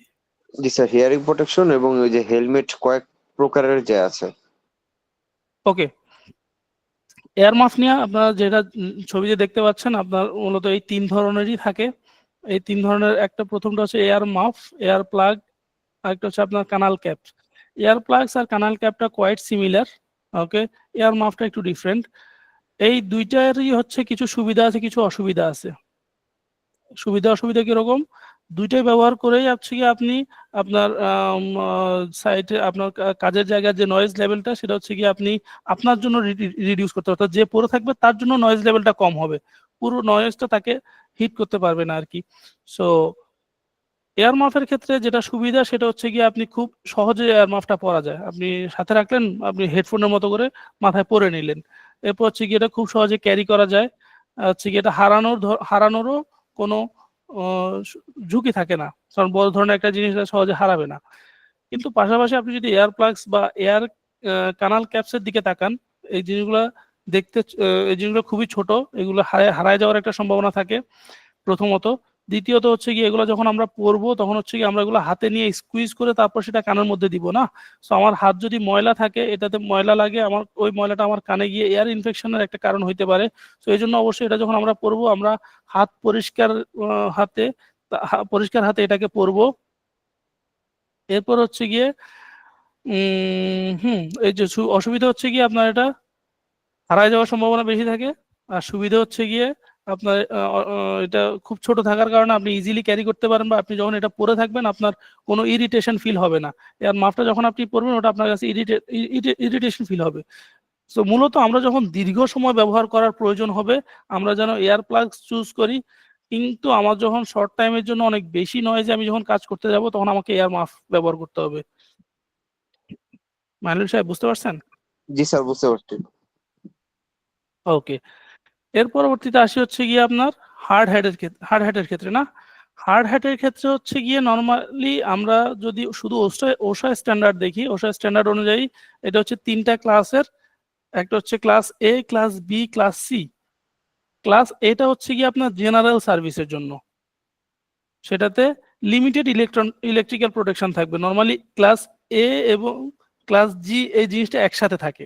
আপনি মোস্ট অফ দ্য যখন মার্কেটে যাবেন তখন ওরা কি করবে, আপনাকে বলবে class A and G helmet. এটা কিরকম, এটা হচ্ছে গিয়ে ওরা ওশা থেকে একটা রেফারেন্স নিচ্ছে, আনসি থেকে একটা রেফারেন্স নিচ্ছে, আমেরিকান ন্যাশনাল ইনস্টিটিউট থেকে একটা রেফারেন্স নিচ্ছে। সো ম্যানুফ্যাকচারাররা এই রেফারেন্সটা নিয়ে থাকে। তো তারা আপনাকে বলবে class A, class G helmet. Okay, so তখন আপনাকে কি বুঝতে হবে, ক্লাস এ মানে হচ্ছে এটা জেনারেল সার্ভিস, আর ক্লাস জি হচ্ছে এটা আপ টু 2200 ভোল্ট পর্যন্ত আপনাকে প্রোটেকশন দিবে। আরেকটা হেলমেট হয়ে থাকে ক্লাস বি, এবং তারা হচ্ছে কি এটার পাশাপাশি যখন আনসি স্ট্যান্ডার্ডটা তারা টানবে, তারা ওটাকে ক্লাস ই থেকে টানবে, তো তারা বলবে ক্লাস বি এবং ই হেলমেট। সো এটা যখন এরকম হবে তখন আপনি বুঝবেন যে এটা হচ্ছে গিয়ে প্রথমত এটা আপনাকে ক্লাস এ প্রোটেকশন দিবে, দ্বিতীয়ত এটার পাশাপাশি এডিশনালি এটা আপনাকে ইলেকট্রিক্যাল প্রোটেকশন দিবে, অর্থাৎ আপ টু 20,000 ভোল্টস পর্যন্ত এটা আপনাকে প্রোটেকশন দিবে। ওকে, ক্লাস সি হেলমেটটা আনসি যেটা বলতেছে সেটাও সঠিক, নো ইলেকট্রিক্যাল প্রোটেকশন। আবার ওশাও বলতেছে এটা হচ্ছে গিয়ে জাস্ট কমফোর্টের জন্য ব্যবহার করা, এবং উপর থেকে যদি ছোটখাটো কোনো কিছু পড়ে সেক্ষেত্রে, যেমন হচ্ছে গিয়ে যারা অফিস ওয়ার্ক করে, যারা ফিল্ডে যায় না, কিন্তু তাদের স্টিল তার কাজের জায়গার আশেপাশ দিয়ে হাঁটা চলা করা লাগে না, সো তাদের হচ্ছে গিয়ে তারা কমফোর্টের জন্য হচ্ছে গিয়ে বাম্প ক্যাপ ইউজ করে। সো ক্লাস সি হেলমেটটা হচ্ছে হার্ডেরটা হচ্ছে মূলত বাম্প ক্যাপ। ওটা দেখতে আমাদের বাজারে নর্মাল যে ক্যাপগুলো পাওয়া যায়, আমরা মাথায় পরার জন্য যে ক্যাপগুলো ব্যবহার করি ওই ক্যাপগুলোর মতোই, কিন্তু এটার মাথার অংশে হচ্ছে কি একটা সর্ট অফ প্রোটেকশন দেয়া থাকে, যেন মিনিমাম একটা প্রোটেকশন পাওয়া যায় যদি ওটা মাথার উপর যদি কিছু একটা পড়ে, কিন্তু এটাতে কোনো প্রকার ইলেকট্রিক্যাল প্রোটেকশন থাকে না। জি স্যার, বুঝতে পারছি স্যার। আরেকটা হলো যে আনসির এখানে টাইপ 1 টাইপ 2 এই দুইটা একটু এই যে টাইপ প্রোটেক্ট। 1 এবং টাইপ 2 হচ্ছে গিয়ে টাইপ 1 যে হেলমেটটা থাকে, টাইপ 1 হেলমেটটা হচ্ছে গিয়ে শুধুমাত্র উপর থেকে প্রোটেকশন দেয়, অর্থাৎ ওই হেলমেটটা পরিহিত অবস্থায় উপর থেকে যদি কিছু একটা পরে সেক্ষেত্রে এটা আপনাকে ফুল প্রোটেকশন দিবে। কিন্তু সাইড থেকে যদি কিছু একটা আসে, ধরেন আপনি হাঁটতেছেন, সাইড থেকে কিছু একটা এসে আপনার মাথায় হিট করতেছে, ওই অবস্থায় টাইপ 1 আপনাকে প্রপার প্রোটেকশন দিবে না। সো এই ক্ষেত্রে আমাকে অবশ্যই টাইপ 2 হেলমেটে যাইতে হবে। টাইপ 2 হেলমেট যেটা থাকে আছে সেটা হচ্ছে কি আমাকে উপর থেকে এবং সাইড থেকে দুই ধরনের ইম্প্যাক্ট থেকেই এটা আমাকে সাপোর্ট করবে বা হেল্প করবে। জি স্যার, বুঝতে পারছি। মানে মূলত স্যার যে এক কাজের প্রকারভেদ অনুযায়ী এক একটা হেলমেট এক এক জায়গায় ইউজ হবে। কাজের প্রকারভেদ অনুযায়ী এক একটা হেলমেট এক এক জায়গায় ব্যবহার হয়। যেমন আপনি ধরেন আমি আপনাকে 3টা ধরন বলছি, একটা হচ্ছে ক্লাস এ, ক্লাস জি, অর্থাৎ ওষা থেকে ক্লাস এ, আনসি থেকে ক্লাস জি, এই দুইটা মিলে একটা হেলমেট হয়। এই দুইটা টাইপের সাথে একটা টাইপ যোগ করে দিবে ওরা, টাইপ 1, অর্থাৎ type 1 class A G helmet, তারা এরকম ভাবে মার্কেটিং করবে। অথবা type 2 class A G helmet, কিংবা তারা এরকম মার্কেটিং করতে পারে যে type 1 class B E helmet, type 2 class B E helmet. So আপনি দেখেন ওরা কিন্তু আপনার 3টা জিনিসকে মিক্স করে দিচ্ছে। সো এই 3টা আপনি যখন একটা হেলমেটের মধ্যে যখন দেখবেন যে type 1 class B class E লেখা আছে, তখন আপনি কি বুঝবেন? ওই জন্য আমি আপনাকে দুইটা জিনিসই দেখাচ্ছি যে আনসি স্ট্যান্ডার্ড অনুযায়ী হচ্ছে গিয়ে এইটা, ওষা বলতেছে এইটা। সো যখন আপনি মার্কেটে হেলমেটগুলো কিনতে যাবেন তখন এই জিনিসগুলো আপনি পাবেন। সো আপনি তখন ওই কিওয়ার্ডগুলো দেখে আপনি বুঝতে পারবেন যে কোন ধরনের হেলমেট আপনাকে কোন ধরনের প্রোটেকশন দিচ্ছে। জি স্যার, বুঝতে পারছি।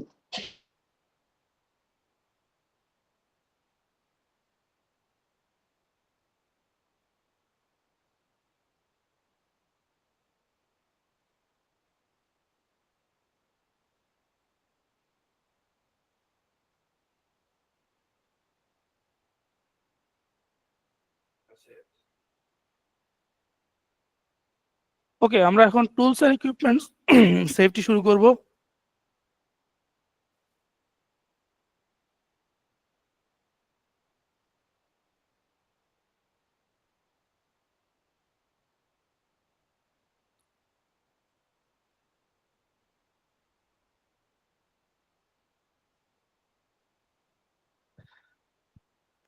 ওকে, আমরা কি সবাই মনোযোগ আছে আমাদের, না মনোযোগ একটু দিক সেদিক সরে গেছে অনেকক্ষণ ক্লাস করার পরে?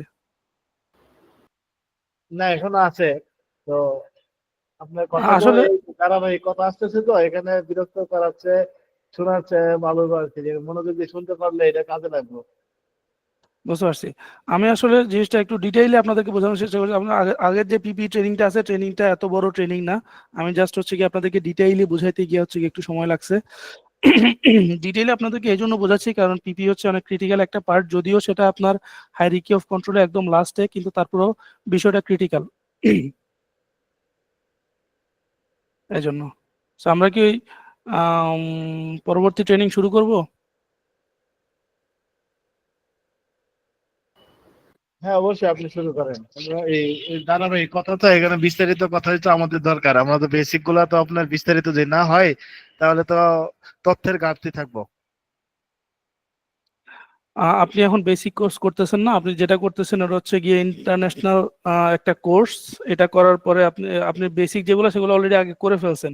বেসিক কমপ্লিট করে আপনারা এখন লেভেল 2 কোর্সে আছেন অলরেডি।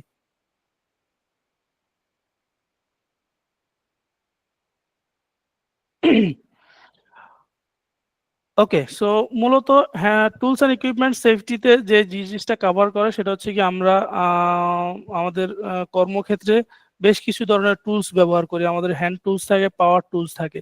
ক্যাটাগরিটা কিভাবে সেট করা হয়, যেগুলো হচ্ছে গিয়ে আমরা খালি হাতে ব্যবহার করি যেটা হচ্ছে গিয়ে হাতুড়ি, তারপরে স্প্যানার, এই ধরনের যেই ইয়াগুলো আছে, নাইফ, স্ক্রু ড্রাইভার, এই ধরনের যে ইকুইপমেন্ট গুলো আছে, এই ধরনের যেই টুলস গুলো আছে, এই টুলস গুলোকে আমরা বলি হ্যান্ড টুলস।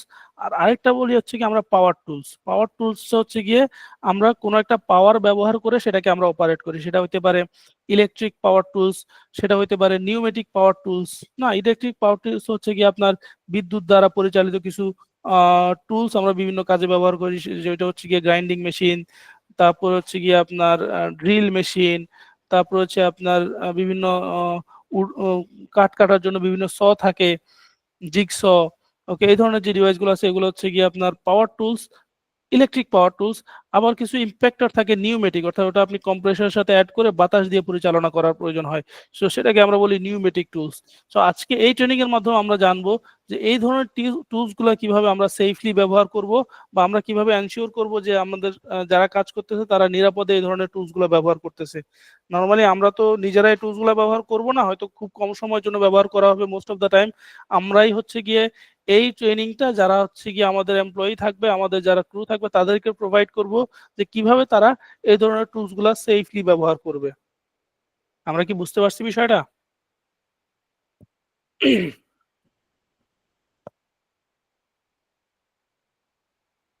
ওকে, এই ধরনের টুলসে যে হ্যাজার্ড গুলা থাকে,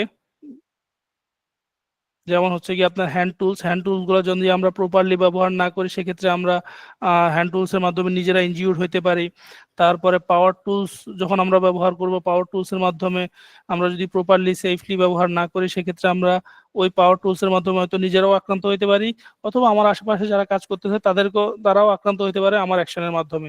তো এই জন্য এই ধরনের ইকুইপমেন্ট গুলো যখন আমরা ব্যবহার করব অবশ্যই আমরা প্রপার সেফটি মেনটেন করে ব্যবহার করব। এর পাশাপাশি পাওয়ার টুলস গুলো যখন আমরা ব্যবহার করব, পাওয়ার টুলস গুলো থেকে কিছু ডাস্ট বা হার্মফুল কিছু ফিউমস আসতে পারে। যেমন হচ্ছে কি যখন আমরা গ্রাইন্ডিং করি, ড্রিল করি, প্রচুর ধুলাবালি হয়, সো ওই জিনিসগুলো থেকে আমাদেরকে সেফ হইতে হবে। প্লাস হচ্ছে গিয়ে ওই ইকুইপমেন্ট থেকে একটা ফিউম আসে, ভ্যাপর আসে, সেই গ্যাসগুলো থেকে আমরা নিজেদেরকে সেভ করতে হবে এবং আমাদের আশেপাশে যারা কাজ করবে তাদেরকে সেভ করতে হবে। আমরা যদি ড্যামেজ ইকুইপমেন্ট ইউজ করি, ড্যামেজ ইলেকট্রিক্যাল কর্ড ইউজ করি, সেক্ষেত্রে এটা আমাদের জন্য একটা ক্ষতিকর বিষয় হবে। আমাদের ইলেকট্রিক্যাল কানেকশনগুলো বা আমাদের কম্প্রেসরের নিউমেটিক টুলসে আমাদের কম্প্রেসরের কানেকশনটা যদি প্রপারলি না হয়, সেটা একটা এক্সট্রা হ্যাজার্ড ক্যারি করতে পারে, যেটা থেকে আমরা ক্ষতিগ্রস্ত হতে পারি। সো এই ধরনের বিষয়গুলো আমরা যখন এই ধরনের টুলস ব্যবহার করব, আমরা অবশ্যই খেয়াল রাখবো। আমি যেটা বলতেছিলাম যে আমরা যখন নিউমেটিক টুলস ব্যবহার করব বা আমরা যখন এয়ার কম্প্রেসার ব্যবহার করব, সেক্ষেত্রে আমরা অনেক সময় কম্প্রেসড এয়ার ব্যবহার করি ক্লিনিং এর জন্য। সো ওই ইকুইপমেন্ট দিয়ে আমরা অবশ্যই কখনো নিজের বডি পরিষ্কার করব না বা নিজের বডিতে সেটা ইউজ করব না। ওটা যদি আমি নিজের বডিতে ইউজ করি, অনেক সময় দেখা যাচ্ছে যে আমরা নিজেরা অনেক সময় গিয়ে পাই, দেখা যাচ্ছে সাইটে আমাদের একটা কম্প্রেসার আছে, কম্প্রেসারটা ইউজ করা হয়েছে দেখা যাচ্ছে যে কোনো একটা ইকুইপমেন্টের কাজ করানোর জন্য, কিংবা ওই কম্প্রেসারটা ইউজ করা হয়েছে ধরেন আপনার কোনো নিউমেটিক টুলস অপারেট করার জন্য, কিন্তু ওটাতে এয়ারটাকে নর্মালি ইউজ করার একটা প্রভিশন থাকার কারণে লোকজন দেখা যাচ্ছে যে ওটা ইউজ করে অনেক সময় নিজের কাপড়ের মধ্যে ময়লা পড়ছে সেটা পরিষ্কার করার চেষ্টা করে। সো এই ধরনের কাজ থেকে আমরা লোকজনকে নিরুৎসাহিত করবো যেন যারা এই ধরনের কাজগুলো না করে। ওকে, এটা জেনারেল সেফটি প্রিকশনস গুলো কি কি? জেনারেল সেফটি প্রিকশনস হচ্ছে গিয়ে প্রথমত আমাদেরকে পার্সোনাল প্রোটেক্টিভ ইকুইপমেন্ট গুলো প্রপারলি ব্যবহার করতে হবে। আমরা আলোচনা করছি যে আমরা কোন ধরনের কাজের জন্য আমরা কোন ধরনের পার্সোনাল প্রোটেক্টিভ ইকুইপমেন্ট ইউজ করব। নর্মালি দেখেন আমরা যখন একটা গ্রাইন্ডিং মেশিন ইউজ করতেছি, এটা গ্রাইন্ডিং মেশিন থেকে একটা শব্দ হয় না, সো ওই শব্দটা যখন হবে, ওই শব্দটা কিন্তু দীর্ঘ সময় আমি যদি সারাদিন গ্রাইন্ডিং এর কাজ করি, ওই শব্দটা আমার sorry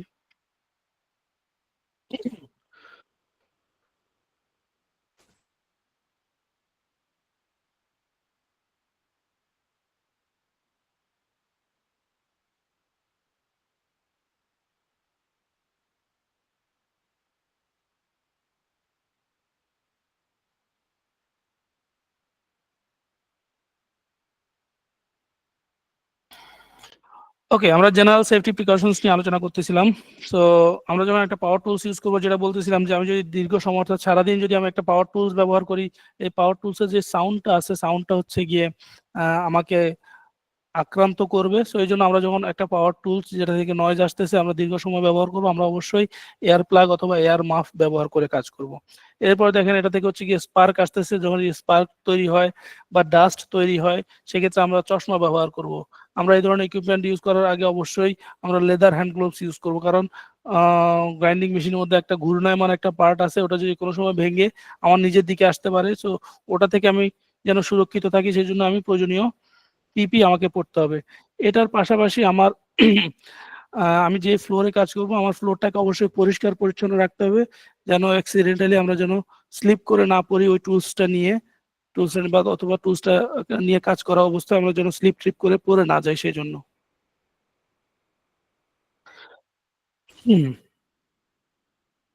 okay, so hand tools বলতে আমরা যেটা বলছিলাম যে হাতুড়ি বা স্ক্রুড্রাইভার, এই ধরনের টুলস গুলা যেগুলো কোনো পাওয়ারের প্রয়োজন হয় না, আমরা নিজেরা ব্যবহার করি, এই ধরনের টুলস গুলাকে বলা হচ্ছে গিয়ে হ্যান্ড টুলস। ওকে, এই হ্যান্ড টুলসটা যদি আমরা প্রপারলি ব্যবহার না করি, এটা আমাদের জন্য একটা ঝুঁকি বয়ে নিয়ে আসতে পারে। কিছু নন স্পার্কিং টুলস আছে, আপনি দেখেন যেগুলো হচ্ছে গিয়ে বিভিন্ন জায়গায় দেখা যাচ্ছে যে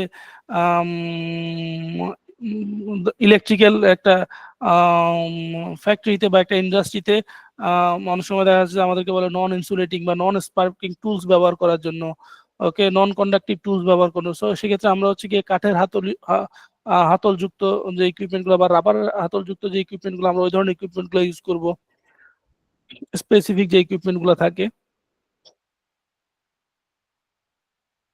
এর পরবর্তীতে আসতেছে হচ্ছে পাওয়ার টুলস। এই টুলস গুলোর আরেকটা হ্যান্ড টুলস এর আরেকটা যেটা আরেকটা অবজারভেশন যেটা হচ্ছে গিয়ে শেয়ার না করলে নয়, সেটা হচ্ছে আমরা অনেক সময় দেখি যে আমরা হ্যান্ড টুলস গুলোর প্রপার ব্যবহার করি না। কিরকম? হ্যান্ড টুলস গুলো যখন আপনি ব্যবহার করবেন, প্রথমত হাতুড়ির কাজ হাতুড়ি দিয়েই করতে হবে, স্ক্রুড্রাইভারের কাজ স্ক্রুড্রাইভার দিয়েই করতে হবে। আমরা অনেক সময় কি করি, হাতুড়ি হাতের কাছে না থাকলে আমরা একটা রেঞ্চ নিয়ে বা একটা স্প্যানার নিয়ে আমরা হচ্ছে গিয়ে হাতুড়ির কাজ করার চেষ্টা করি। তো এই ধরনের প্র্যাকটিসগুলো থেকে আমরা বিরত থাকবো। আমরা অনেক সময় স্ক্রুড্রাইভার যদি হাতের কাছে না থাকে আমরা একটা ছুরি দিয়ে স্ক্রু খোলার চেষ্টা করি। এই ধরনের অ্যাকশন থেকে আমরা বিরত থাকবো এবং আমাদের লোকজনকে বিরত থাকতে উৎসাহিত করব, কারণ এই ধরনের অ্যাকশনগুলো একটা দুর্ঘটনার কারণ হইতে পারে।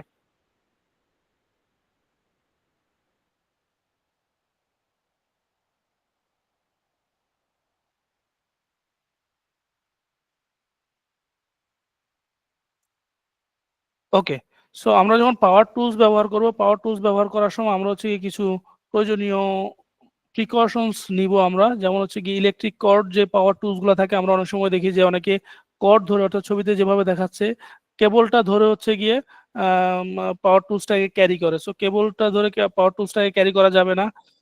কেবল ইউজ করে পাওয়ার টুলসটাকে উপরে তোলা বা নিচে নামানো যাবে না। তারপর আমরা অনেক সময় কি করি, কেবল টান দিয়ে পাওয়ার টুলসে যে প্লাগটা থাকে সেই প্লাগটাকে আমরা সোর্স থেকে ডিসকানেক্ট করার চেষ্টা করি। এই ধরনের কাজ আমরা করব না। আমরা হচ্ছে কি কর্ডটাকে হচ্ছে কি কোনো হিট সোর্স বা শার্প কোনো এজ থেকে আমরা দূরে রাখবো, যাতে করে কোনোভাবে কর্ডটা ক্ষতিগ্রস্ত না হয়। এখন আসেন, যদি আমাদের কোনো এই অ্যাকশনগুলোর মাধ্যমে কোনোভাবে যদি আমাদের কর্ডটা ক্ষতিগ্রস্ত হয়, তখন কি হবে, আমি যখন কাজ করব, কাজ করাকালীন অবস্থায় অবশ্যই ওই কর্ডটা আমার সংস্পর্শে আসবে, কিংবা আমি ওই কর্ডটার সংস্পর্শে যাব। ওই অবস্থায় যদি পাওয়ার টুলসটা রানিং থাকে, আমার কি হবে, আমি আক্রান্ত হব, আমি একটা বৈদ্যুতিক শক পাবো। শক পাওয়ার পরে কি হবে, আমি ব্যালেন্স হারাবো। ব্যালেন্স হারানোর পরে আমি হয়তো নিজেকে নিজে আক্রান্ত করব, অথবা পাওয়ার টুলস এসে আমাকে আক্রান্ত করবে। আমরা যদি একটু চিন্তা করি, আমরা একটা গ্রাইন্ডিং মেশিন ইউজ করতেছি, গ্রাইন্ডিং মেশিনের কর্ডের মধ্যে একটা লিকেজ আছে আমাদেরই অ্যাকশনের কারণে, এই ধরনের অ্যাকশনগুলোর কারণে।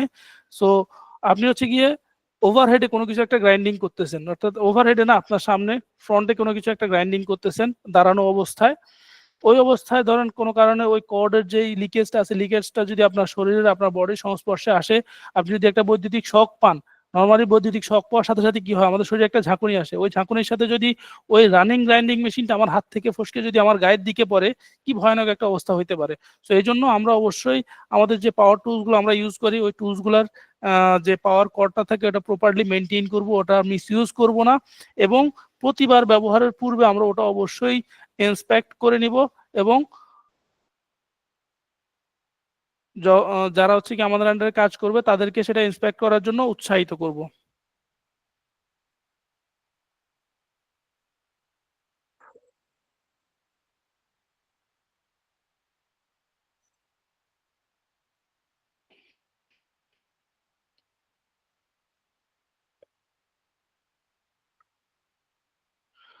ওকে, ইলেকট্রিক পাওয়ার টুলস হচ্ছে গিয়ে একটা 3 ওয়্যার কর্ড প্লাগ থাকে। এটা একটা হচ্ছে কি, আমরা জানি যে 3টা পিন যদি থাকে তাহলে 3টা পিনের কি কি কাজ, কে বলবেন? একটা প্লাগে যদি 3টা পিন থাকে, 3টা পিনের কি কি কাজ, কি কি কানেকশন থাকে 3টা পিনের মধ্যে?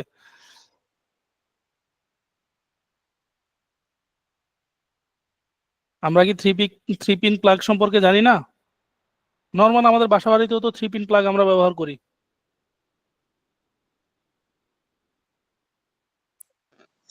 স্যার ইউজ করি, কিন্তু ওইভাবে কখনো ভেবে দেখিনি। আচ্ছা আচ্ছা, নর্মালি আমরা জানি যে বিদ্যুতের মধ্যে 2টা লাইন থাকে, একটা হচ্ছে পজিটিভ, একটা হচ্ছে নেগেটিভ, এটা তো আমরা জানি। জি স্যার। ওকে, সো হ্যাঁ, এটা বুঝতে পেরেছি। শাকিল কিছু বলছেন?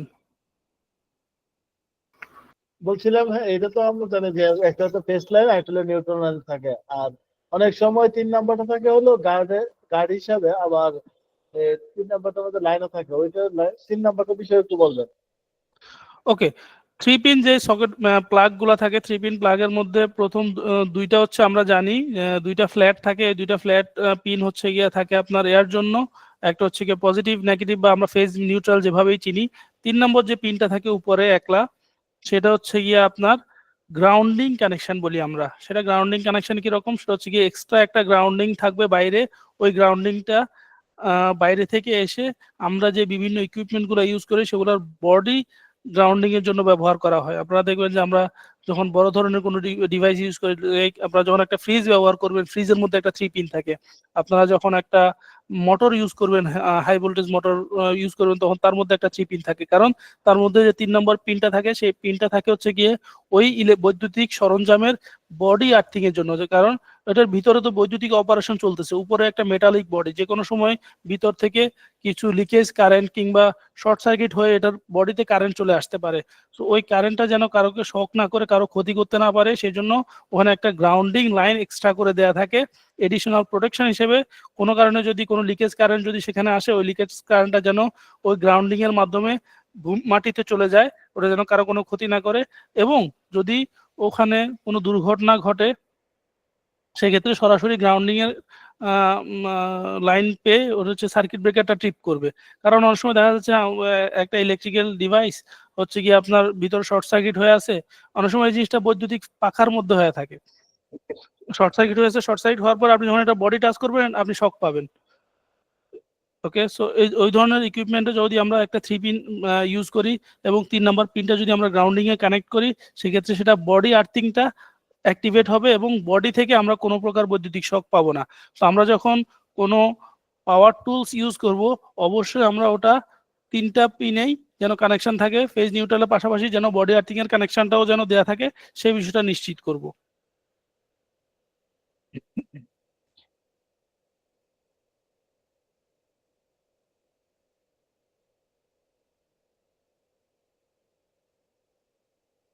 ওকে, ইলেকট্রিক টুলস এর জেনারেল সেফটি প্রিকশন যেটা, সেটা হচ্ছে গিয়ে আমরা হচ্ছে গিয়ে যখন এই ধরনের ইলেকট্রিক টুলস গুলা ব্যবহার করব, তখন অবশ্যই এই টুলস গুলো আমরা ভালো করে ইন্সপেক্ট করে নিব।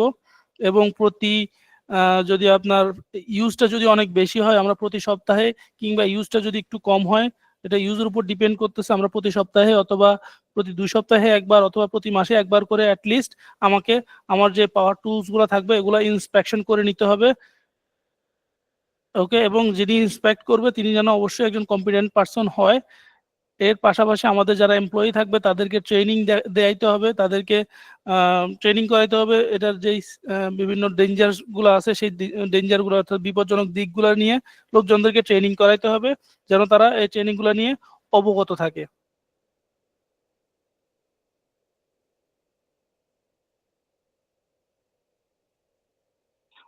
পাওয়ার্ড অ্যাব্রেসিভ হুইল টুলস, এই টুলসটা সম্পর্কে কি বোঝাচ্ছে, কে বলতে পারবেন?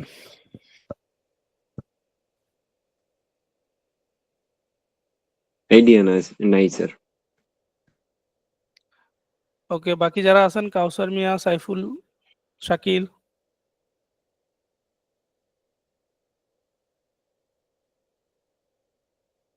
স্যার কোনো আইডিয়া নাই স্যার।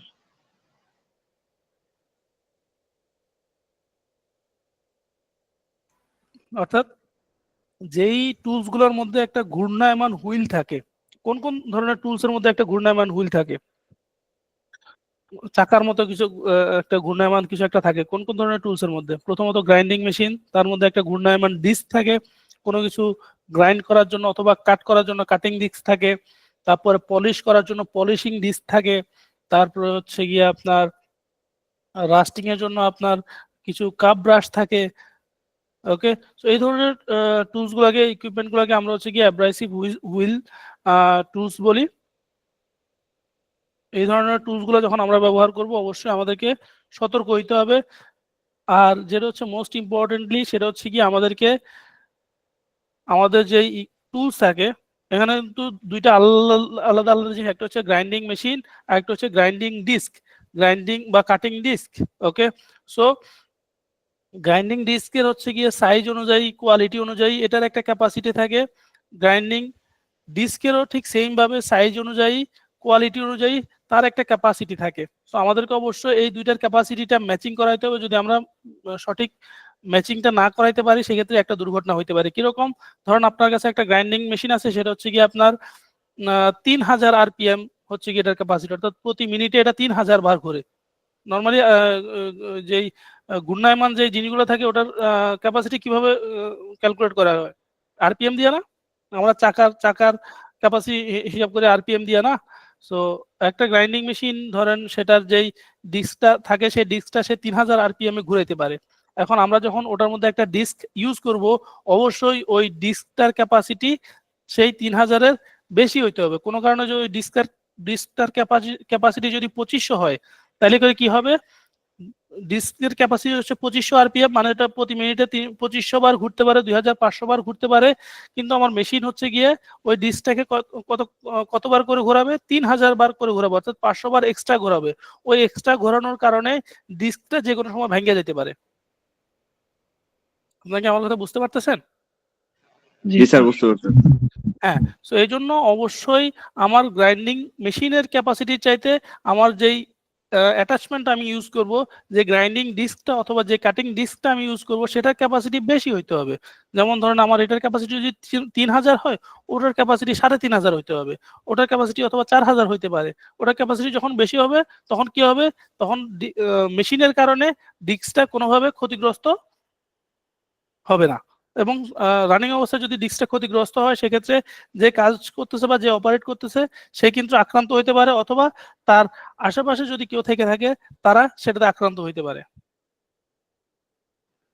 স্যার, যদি এব্রেসিভ হুইল টুলস এর আরপিএম এবং যে আমরা ইকুইপমেন্ট গুলো ইউজ করি, যদি কাটিং ডিস্কের ক্ষেত্রে কাটিং ডিস্ক, গ্রাইন্ডিং ডিস্কের ক্ষেত্রে গ্রাইন্ডিং ডিস্ক, যদি ওইটা হয়, যদি দুইটা সমান হয়, মানে দুইটা আরপিএম 3000, তখন কি হবে? যদি সমান হয় স্টিল আপনি ইউজ করতে পারবেন, কারণ হচ্ছে গিয়ে ওটার একটা সেফটি ফ্যাক্টর আছে। সেই সেফটি ফ্যাক্টর অনুযায়ী যদি সমান থাকে, তার মানে এই না যে ওটা হচ্ছে, ধরুন আমি যদি বলি ফর এক্সাম্পল 3000 আরপিএম এ যদি একটা গ্রাইন্ডিং ডিস্ক থাকে, তার মানে এই কিন্তু না যে ওটা 3000 আরপিএম এ ঘুরলেই হচ্ছে গিয়ে ভেঙে যাবে। ওটা হচ্ছে গিয়ে ওটা সেফ আরপিএমটা হচ্ছে 3000, কিন্তু ওটা পরীক্ষা করার সময় কিছু এক্সট্রা রেখে পরীক্ষা করা হয়েছে। তো এই জন্য যদি সেম রেটিং থাকে আমরা ব্যবহার করতে পারবো, তবে কোনোভাবেই আমরা লেসটা ব্যবহার করব না, কারণ লেসটা যদি আমরা ব্যবহার করি সেটা দীর্ঘ সময় ব্যবহারের কারণে এটা একটা সময় গিয়ে ফেল করতে পারে।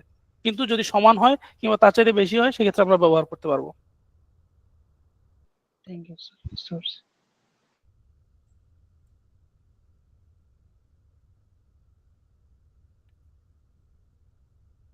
ওকে, এই জিনিসটা, এই টুলসটা কেউ দেখছেন কিনা?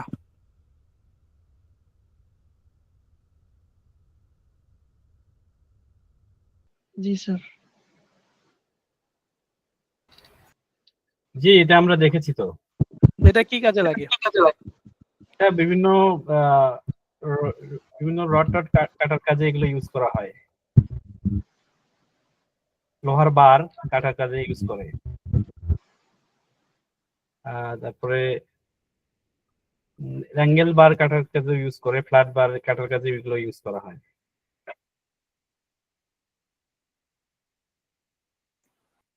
ওকে, সো এই ধরনের ইকুইপমেন্ট গুলা আমরা অবশ্যই ব্যবহারের ক্ষেত্রে সতর্ক হব, এই জন্য কারণ এই ধরনের কিছু ইকুইপমেন্ট থাকে হচ্ছে কি আপনার কাঠের জন্য, কিছু ইকুইপমেন্ট থাকে হচ্ছে কি আপনার মেটালের জন্য। সো আমরা ব্যবহার করার পূর্বে অবশ্যই নিশ্চিত হয়ে নিব যে কোন ইকুইপমেন্টটা কিসের জন্য ডিজাইন করা। আমরা হচ্ছে অবশ্যই সেটা একটা ম্যানুফ্যাকচারার ট্যাগ থাকে, সেটার সাথে আমরা সেটা দেখে নিব, দেখে নিয়ে আমরা এটা নিশ্চিত করব কোনটা কি কাজের জন্য ব্যবহার করা হয়েছে। নর্মালি এই টুলস এ দেখা যাচ্ছে এটা দেখে মনে হচ্ছে কাটার গুলা, এটা ব্লেড গুলো দেখে অনেকটা মনে হচ্ছে এগুলো হচ্ছে গিয়ে কাঠের জন্য ব্যবহার করা হয়। সো যেটা কাঠের জন্য ব্যবহার করা হয় সেটা দিয়ে আমরা অবশ্যই হচ্ছে গিয়ে মেটাল কাটবো না, সেক্ষেত্রে ডিস্কটা ভেঙে যাইতে পারে, ভেঙে গিয়ে হচ্ছে গিয়ে একটা দুর্ঘটনা হইতে পারে। ওকে,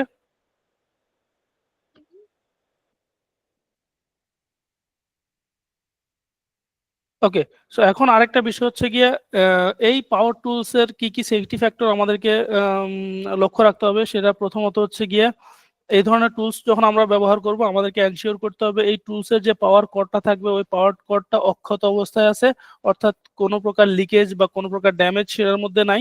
এটা হচ্ছে প্রথম কন্ডিশন। সেকেন্ড কন্ডিশন হচ্ছে গিয়ে এটার এই যে এখানে যেটা আপনি দেখতে পাচ্ছেন, এটা হচ্ছে গিয়ে একটা গার্ড প্রোটেকশন, যেটা হচ্ছে গিয়ে আপনার হুইলের সরাসরি উপরে থাকে। এটা আপনাকে দুইটা দিক থেকে প্রোটেক্ট করবে। প্রথমত হচ্ছে গিয়ে কাটিং এর কারণে এখানে যেই স্পার্ক গুলো তৈরি হবে বা যে পার্টিকেল গুলো, ফ্লাইং পার্টিকেল গুলো তৈরি হবে, ওই ফ্লাইং পার্টিকেল গুলো সরাসরি আপনাকে হিট করবে না, এই গার্ডের কারণে ওগুলো নিচে পড়ে যাবে।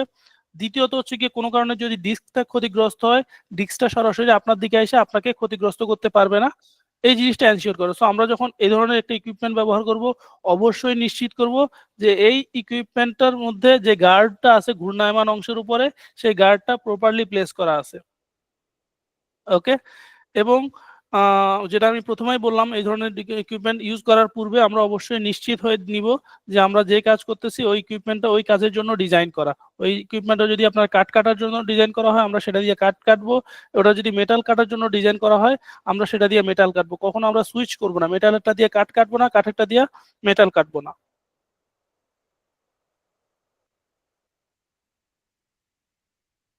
এখানে ছবিতে দেখা যাচ্ছে, যেটা দেখা যাচ্ছে এটা কি ধরনের ইকুইপমেন্ট?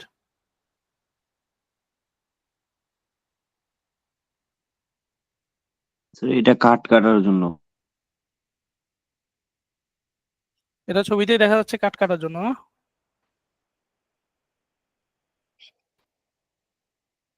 ওকে, সো এই ধরনের ডিভাইসে আমরা same condition applies.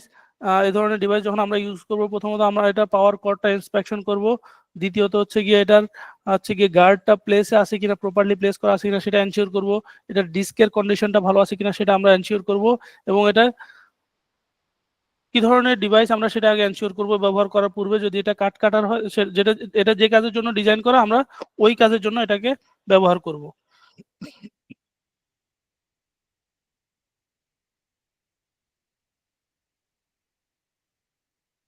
Portable drills, এটার সাথে আমরা অনেকে পরিচিত, না? জি, এটা অনেকেই ইউজ করা আছে। সবাই চেনে। হ্যাঁ হ্যাঁ, এই ধরনের টুলস গুলো হচ্ছে গিয়ে একটু সেফার, কারণ এটার মধ্যে সরাসরি বিদ্যুতের লাইন থাকে না, এটাতে হচ্ছে গিয়ে ব্যাটারি অপারেটেড। সো একদিক থেকে এটা সেফ, কিন্তু তারপরেও এই ধরনের টুলস যখন আমরা ব্যবহার করব, আমরা একটা কমন মিস্টেক করে থাকি। বেশ আমরা যেটা কমন মিস্টেক হয়ে থাকে সেটা হচ্ছে কি, আমরা যখন এই ধরনের ইকুইপমেন্টের মধ্যে যখন আমরা ড্রিল বিটটা ইউজ করি, ড্রিল বিটটা অনেক সময় আমরা প্রপারলি সংযোগ করি না। এবং এটা হচ্ছে প্রথম জিনিস। দ্বিতীয় জিনিস হচ্ছে কি, আমরা ড্রিল বিটটা ইউজ করার পর আমরা অনেক সময় দেখা যাচ্ছে যে কোথাও যখন ড্রিল করতেছি, আমার হচ্ছে গিয়ে ড্রিল হয়তো হয়তো একটু সময় লাগতেছে, আমি এক্সট্রা বল প্রয়োগ করতেছি। এক্সট্রা বল প্রয়োগের কারণে দেখা যাচ্ছে যে ড্রিল বিটটা ভেঙে গিয়ে একটা দুর্ঘটনা ঘটে আর কি। সো এই ধরনের ভুলগুলা থেকে আমরা ভুলগুলো অ্যাভয়েড করব এবং লোকজনকে এই ধরনের ভুলগুলা থেকে নিরুৎসাহিত করব। আমাদেরকে অবশ্যই এই ধরনের টুলস যখন আমরা ব্যবহার করব, ওই টুলসের ক্যাপাসিটি সম্পর্কে আমাদেরকে জানতে হবে, যে ওই টুলসের ক্যাপাসিটি কতটুকু, এবং সেই ক্যাপাসিটি অনুযায়ী আমরা সেটাকে ইউজ করতে হবে। ক্যাপাসিটি জানার জন্য আমরা প্রয়োজনে এই টুলসের সাথে যে ম্যানুফ্যাকচারিং যে ডকুমেন্টগুলো থাকে, সেই ডকুমেন্টগুলো আমরা রেফারেন্স হিসেবে ইউজ করতে পারি।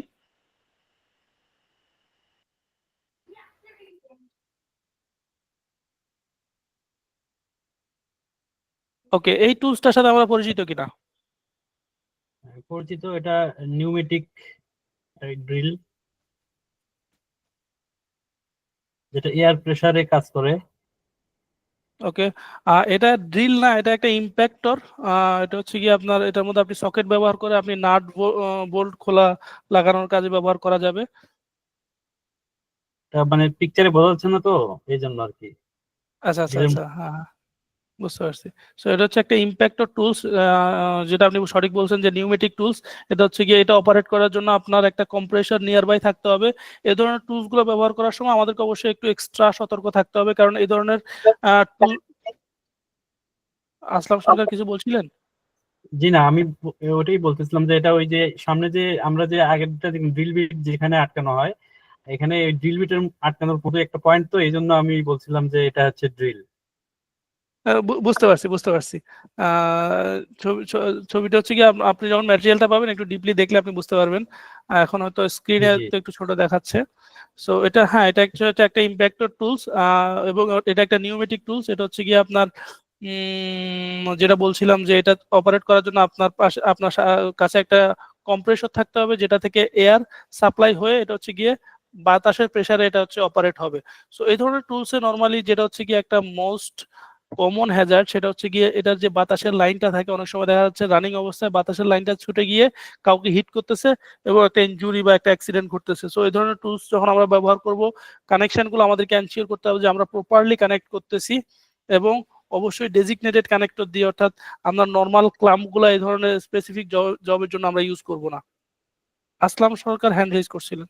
হ্যাঁ, এখানে যে কথাটা বলা হচ্ছে যে আমরা যখন এটা চালাবো নিউমেটিক এয়ার প্রেসারে চলবে, তখন এটা কি সরাসরি কম্প্রেসর থেকে আসবে, নাকি এটা কম্প্রেসরের পরে একটা এয়ার বোতল থাকার কথা, এয়ার এয়ার কম্প্রেসড এয়ার বোতল যে থাকে, এই এয়ার বোতল থেকে আমরা এয়ারটা ছাড়বো নাকি সরাসরি কম্প্রেসর থেকে ছাড়বো? এই প্যাকেজটা হচ্ছে কি আপনার টোটাল কম্প্রেসরের সাথে একটা সেট থাকে। এটা হচ্ছে কম্প্রেসরের উপর ডিপেন্ড করে। এখন বর্তমানে হচ্ছে মার্কেটে কিছু কম্প্রেসর পাওয়া যায়, সেটা হচ্ছে কি আপনার টোটালি একটা প্যাকেজের মতো, যেখান জি থেকে হচ্ছে কি আপনি সরাসরি এটাতে আপনি কানেকশন দিতে পারবেন। কিন্তু ওল্ড মডেলের কিছু কম্প্রেসর আছে যেটার সাথে আপনি একটা এয়ার বোতল ইউজ করতে হবে এয়ার প্রেশারটাকে কন্ট্রোল করার জন্য। জি, আমি এটা যেটা জানি সেটা হলো দুই ধরনের। যেটা সরাসরি কম্প্যাক্ট প্যাকেজ যেটা দেখা যায় এই যে একটা চিত্রে, এটা আমি ইউজ করছি। এবং এটা আমি আমার যে আগে জব করতাম সেখানে আমি আমার স্টুডেন্টদেরকে এটাকে টিচ দেওয়া হয়েছে। আর একটা হচ্ছে যে বিভিন্ন কাজে ইউজ করা হয়, যেমন শিপে এয়ার স্ট্যাটিং সিস্টেমে, ইঞ্জিন এয়ার স্ট্যাটিং সিস্টেমে হিউজ পরিমাণ এয়ার প্রেশার লাগে, দেখা যায় 30 বার 40 বার। এবং বিভিন্ন ইন্ডাস্ট্রিগুলোতেও এয়ার প্রেশার লাগে। তারপরে বিভিন্ন যে এই যে আমাদের যে এই অটোমোবাইল সেক্টরে হাওয়া দেওয়ার জন্য কিছু এরকম থাকে, বড় বড় এয়ার কম্প্রেসর থাকে, প্লাস উইথ এর সাথে ওই এয়ার সিলিন্ডারও থাকে বড় বড়। এবং আপনি যেটা বললেন এটাও আছে, দুইটাই। হ্যাঁ, হ্যাঁ। সো এটা হচ্ছে গিয়ে নর্মালি আপনার কাজের চাহিদার উপর ডিপেন্ড করে আপনাকে হচ্ছে গিয়ে আপনার রিসোর্সটা অ্যাভেলেবেল করতে হবে। আপনার কাজের চাহিদা যদি আপনার একটা সিম্পল কম্প্রেসার উইথ এয়ার বোতল যদি এরকম হলেই আপনার হয়, সেক্ষেত্রে আপনি একটা অবশ্যই একটা সিম্পল জিনিস অ্যাভেলেবেল করবেন বা সেটা নিয়ে আসবেন। কিন্তু আপনার যদি একটু ওয়াইড রেঞ্জের ইকুইপমেন্ট প্রয়োজন হয় আপনার কাজের রিকোয়ারমেন্টের জন্য, সেক্ষেত্রে সেই ধরনের ইকুইপমেন্টও আপনি নিয়ে আসতে পারেন। তবে অবশ্যই এই ধরনের কম্প্রেসার গুলো বা এই ধরনের টুলস গুলো হচ্ছে কি আমাদেরকে একটা পিরিয়ড অফ টাইমে ইন্সপেকশন করাইতে হবে থার্ড পার্টির মাধ্যমে, যাতে করে এগুলার অপারেটিং সিস্টেমটা ভালো থাকে এবং এটার যদি কোনোভাবে ক্ষতিগ্রস্ত হয় আমরা যেন কোনোভাবে কোনো ড্যামেজ ইকুইপমেন্ট যেন আমরা ইউজ না করি বা ত্রুটিপূর্ণ ইকুইপমেন্ট যেন আমরা কোনোভাবে ইউজ না করি। জি, আসলাম সরকার। এখানে এয়ার কম্প্রেসর যেটা, এখানে একটা সেফটি ডিভাইস ইউজ করা হয় আমার মনে হয়, যেটা হচ্ছে আপনার যখন ওই যে যে এয়ার যে বোতলটা যেটা দেখা যাচ্ছে নিচে, এটার সাথে একটা সেফটি ডিভাইস লাগানো থাকে, যেটা এটাকে এই এয়ার বোতলটাকে প্রোটেক্ট করার জন্য, যে সাফিসিয়েন্ট এয়ার প্রেসার যদি যখন হয়ে যাবে, রাইজ করবে, তখন এটা অটো ডিসকানেক্ট করে দেয়, আর এয়ার ঢুকতে দেয় না। জি, এই জন্য হচ্ছে কি আমাদেরকে এগুলো পিরিয়ডিক্যালি ইন্সপেক্ট করতে হবে, যাতে আমার যে সেফটি সিস্টেমগুলো আছে সেই সেফটি সিস্টেমগুলো প্রপারলি ফাংশনাল আছে কিনা, কারণ এই সেফটি সিস্টেমগুলো যদি ফেল করে সেখানে একটা দুর্ঘটনা ঘটবে। এটার পাশাপাশি আপনি যেটা বললেন সেটার পাশাপাশি যেটা থাকে সেটা হচ্ছে কি এটার এয়ার হোসের যে কানেকশনগুলো থাকে, কানেকশনগুলোকে আমরা কিছু হার্নেস ইউজ করি। হার্নেসটা হচ্ছে এরকম যে দুর্ঘটনাবশত যদি কোনো কারণে সংযোগটা ছিঁড়ে আসে, সেক্ষেত্রে এটা যেন ছুটে গিয়ে কারো ক্ষতি করতে না পারে, এই জন্য ওখানে একটা হার্নেস ইউজ করা হয়। আপনি কি ওই ধরনের কোনো কিছু দেখছেন কিনা? হার্নেস, এটা আমি যেটা ইউজ করছি সেখানে ওটা ছিল না, আমার সেফটির জন্য সময় লাগানো থাকে। বাট আমি যেটা দেখেছি যে এটা ওই যে আপনি বললেন ড্রেইন করার ব্যবস্থা থাকে, তখন যদি এই এয়ার বোতলে অনেক সময় ওয়াটার সেডিমেন্ট হয়, সেগুলো ড্রেন করার ব্যবস্থা থাকে। প্লাস এয়ার কম্প্রেসরের যে পিস্টন গুলো ওঠানামা করে, এখানে কিছু মনে হয় লুব্রিকেটিং এর হালকা ব্যবস্থা থাকে, হাইড্রোলিক অয়েল থাকে। আর ওই যে যেটা বললাম যে সেফটি একটা ভালভ থাকে বোতলে, যে যদি অনেক এয়ার সাফিসিয়েন্ট হয়ে যায়, অটোমেটিকলি এয়ার কম্প্রেসর সিগন্যালে বন্ধ হয়ে যায় সেফটির জন্য। হ্যাঁ, হ্যাঁ, ওটা হচ্ছে কম্প্রেসর সেলফ সেফটির বিষয় আর কি। সেলফ সেফটির জন্য ওই ডিভাইসটা ওখানে ইউজ করা থাকে, যখন প্রেশারটা যখন সাফিসিয়েন্ট হয়ে যাবে বা একটা নির্দিষ্ট রেঞ্জে গিয়ে পৌঁছাবে, সেটা সুনির্দিষ্ট থাকে, তখন হচ্ছে গিয়ে ওটার হচ্ছে গিয়ে স্টপ হয়ে যাবে আর কি, বন্ধ হয়ে যাবে। এটার পাশাপাশি এটাতে আরো কিছু সেফটি ডিভাইস থাকে, যেমনটা আমি আপনাকে বলতেছিলাম যে এটার যেই কানেক্টর গুলো থাকে, কানেক্টর গুলোতে একটা সেফটি হার্নেস থাকে। কারণ এটা হচ্ছে কানেক্টর গুলোতে হচ্ছে কি যখন হাই প্রেসারে যখন কানেকশনটা ডিসকানেক্ট হবে, তখন ওই এয়ার হোসটা গিয়ে অন্য কিছুতে হিট করতে পারে, সেটা হয়তো কোনো ইকুইপমেন্টে হিট করতে পারে অথবা কোনো হিউম্যানকে হিট করতে পারে। সো ওটা যেন ওকে হিট করতে না পারে অ্যাক্সিডেন্টালি ছুটে গিয়ে, সেই জন্য ওটার কানেকশনে একটা হার্নেস ইউজ করা হয় এবং প্রপার কানেক্টর ইউজ করা হয় সেখানে। এবং হচ্ছে গিয়ে এটার যে রোটেটিং পার্ট থাকে, ওই রোটেটিং পার্টগুলোর উপরে হচ্ছে গিয়ে গার্ড ইউজ করা হয়, যাতে অ্যাক্সিডেন্টাল কন্ট্যাক্টে যেন কোনো দুর্ঘটনা না ঘটে। সো আমরা অবশ্যই যে কম্প্রেসরটা ইউজ করব, কম্প্রেসরটাও ইন্সপেকশনে রাখবো এবং যেই নিউমেটিক টুলসটা আছে ওই টুলসটাও আমরা পিরিয়ডিক্যালি ইন্সপেকশন করবো যে এটা প্রপারলি ফাংশন আছে কিনা, ওটার যে সেফটি ডিভাইসগুলো আছে সেফটি ডিভাইসগুলো প্রপারলি ফাংশনাল আছে কিনা। এবং এই ধরনের ইকুইপমেন্টগুলো ব্যবহার করার পূর্বে অবশ্যই আমরা প্রপার পিপি মেনটেন করব। আমরা যখন নিউমেটিক টুলস ইউজ করবো আমরা অবশ্যই গগলস ইউজ করব।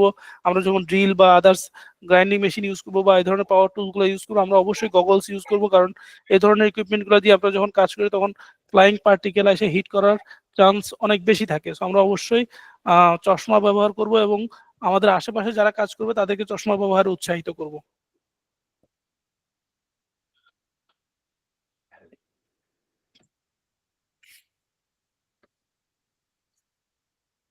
ওকে, এই বিষয়ে তার কারো কোনো কোশ্চেন আছে?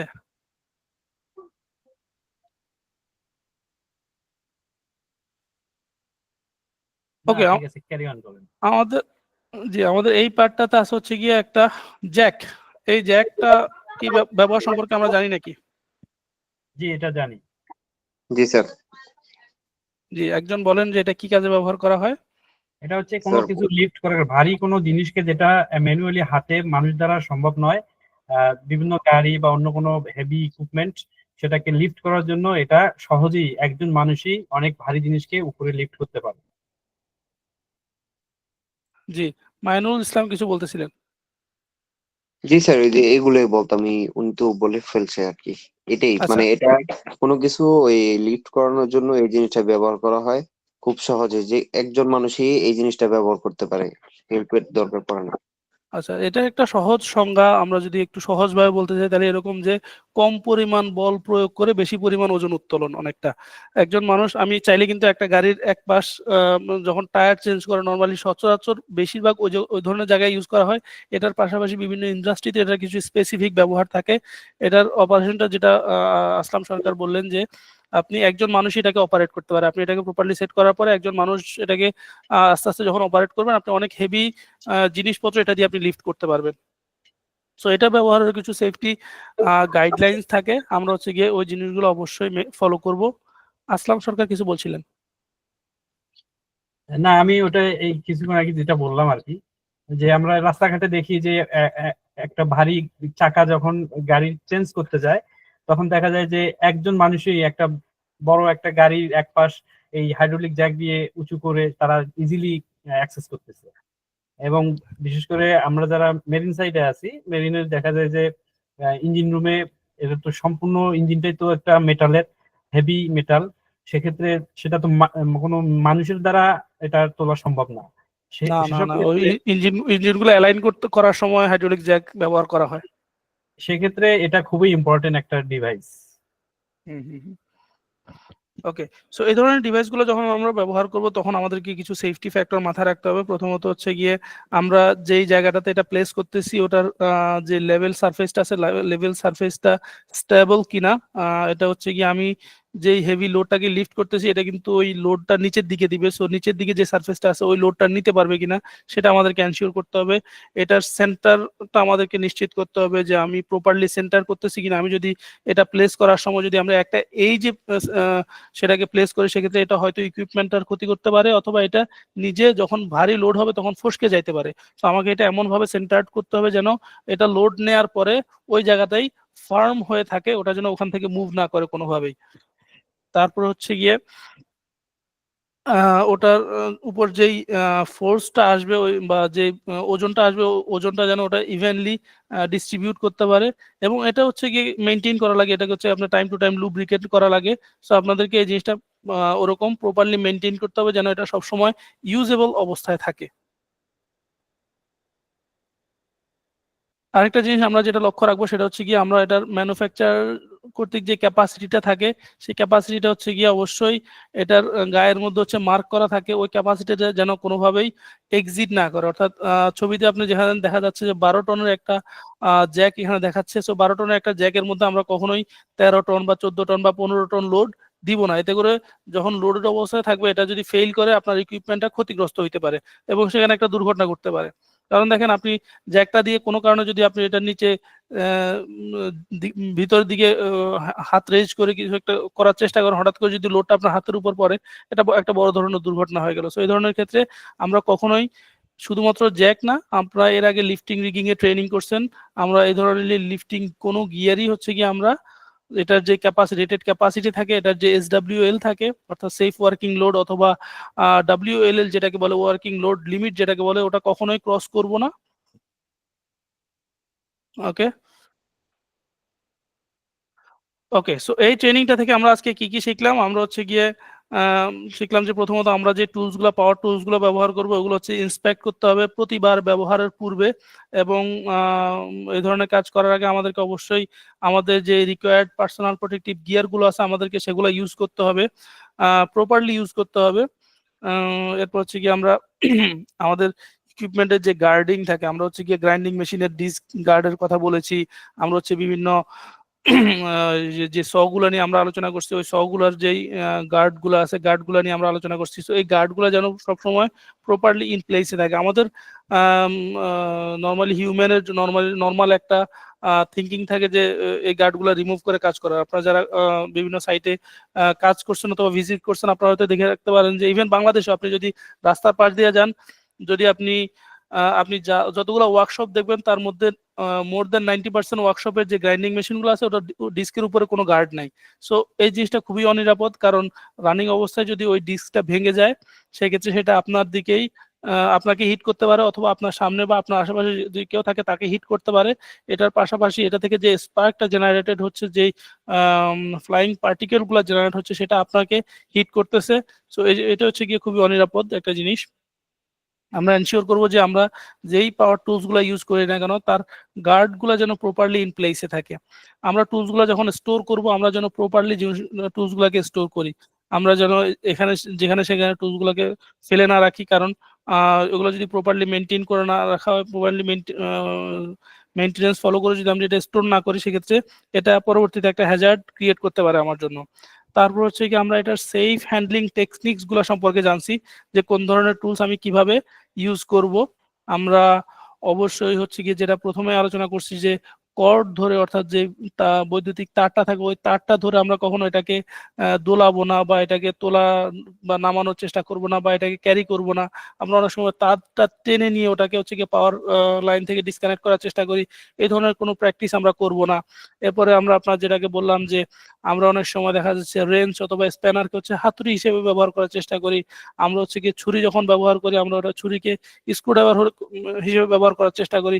এই ধরনের ছোট ছোট ভুলগুলোই কিন্তু আমাদের ছোট ছোট দুর্ঘটনার কারণ হয়ে দাঁড়ায়। আর এই ছোট ছোট দুর্ঘটনাগুলাই একটা ফ্যাসিলিটিতে বা একটা সাইটে গিয়ে একটা বড় ধরনের দুর্ঘটনা তৈরি করে। সো আমরা হচ্ছে গিয়ে আমাদেরকে এই ধরনের ছোট ছোট ভুলগুলা থেকে লোকজনকে নিরুৎসাহিত করব, এবং তার মাধ্যমে আমরা একটা নিরাপদ কর্মস্থল নিশ্চিত করব। আমাদের কারো কি টপিকে কোনো কোশ্চেন আছে?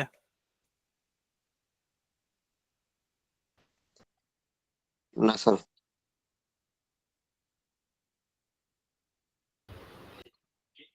না, এখন পর্যন্ত ভাইয়া যতটুকু বোঝাইছেন তো অনেক বিস্তারিত বোঝানো হয়েছে। তো এইটার ভিতরে বিষয় নিয়ে আরেকটু বিস্তারিত পড়তে পারলে, অনুশীলন করতে পারলে মনে হয় আরেকটু ক্লিয়ার হবে।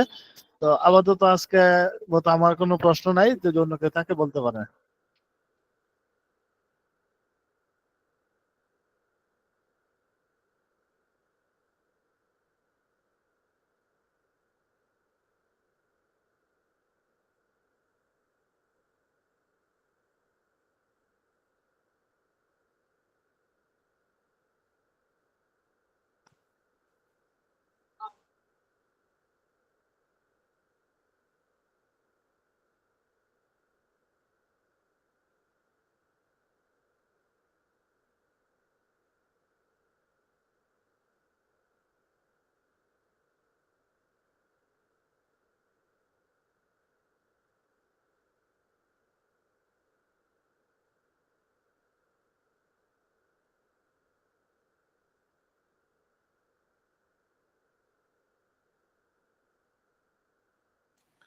মাইনুল ইসলাম, আপনার পরীক্ষার রেজাল্ট পাইছেন নাকি আজকে? স্যার আমার একটা রেজাল্ট আমি পাইনি এখনো। কোনটা পান নাই? স্যার এই যে দেখতেছি স্যার, এই যে এখানে লিফটিং এন্ড রিগিং যেটা, সেখানে আমার নামটা নেই। মানে বলা হচ্ছে যে আপনি পরীক্ষা দিছিলেন? জি স্যার। ঠিক আছে, আমি আমি হচ্ছে কি আপনার বিষয়টা দেখবো। স্যার আর আমার বাকি জানার বাকি মতো আমি সবগুলো পরীক্ষা আমি দিয়েছি, কোনোটা আমি মিস করিনি। আচ্ছা আচ্ছা, আপনার বাকি পরীক্ষাগুলোর কি অবস্থা, যেগুলো রেজাল্ট পাইছেন ওগুলোর রেজাল্টের কি অবস্থা? স্যার ফায়ার সেফটি ম্যানেজমেন্ট 50 থেকে 44, ওয়ার্ক এট হাইট অ্যাসেসমেন্ট 50 থেকে 48। এই তো স্যার, আলহামদুলিল্লাহ চেষ্টা করতেছি। দেখ আলহামদুলিল্লাহ। সাইফুল এনভি, আপনি কোনো পরীক্ষা টরীক্ষা দিছিলেন নাকি?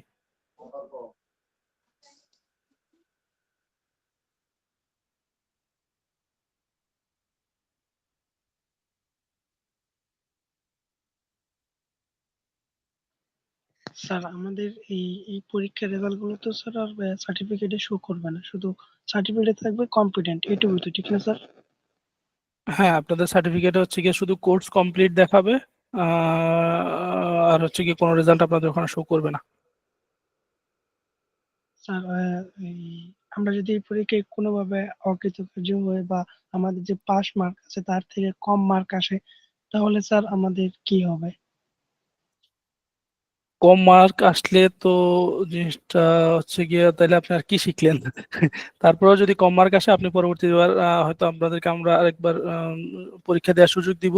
তো যেভাবেই হোক হচ্ছে কি আপনাকে ওই পরীক্ষাটা কমপ্লিট করতে হবে আর কি, আপনার সার্টিফিকেট অর্জনের জন্য। সো কোনোভাবে যদি আপনার পরীক্ষাটা খারাপ হয়, আমরা হচ্ছে গিয়ে আপনার জন্য হয়তো আরেকবার পরীক্ষা অ্যারেঞ্জ করার চেষ্টা করবো আর কি।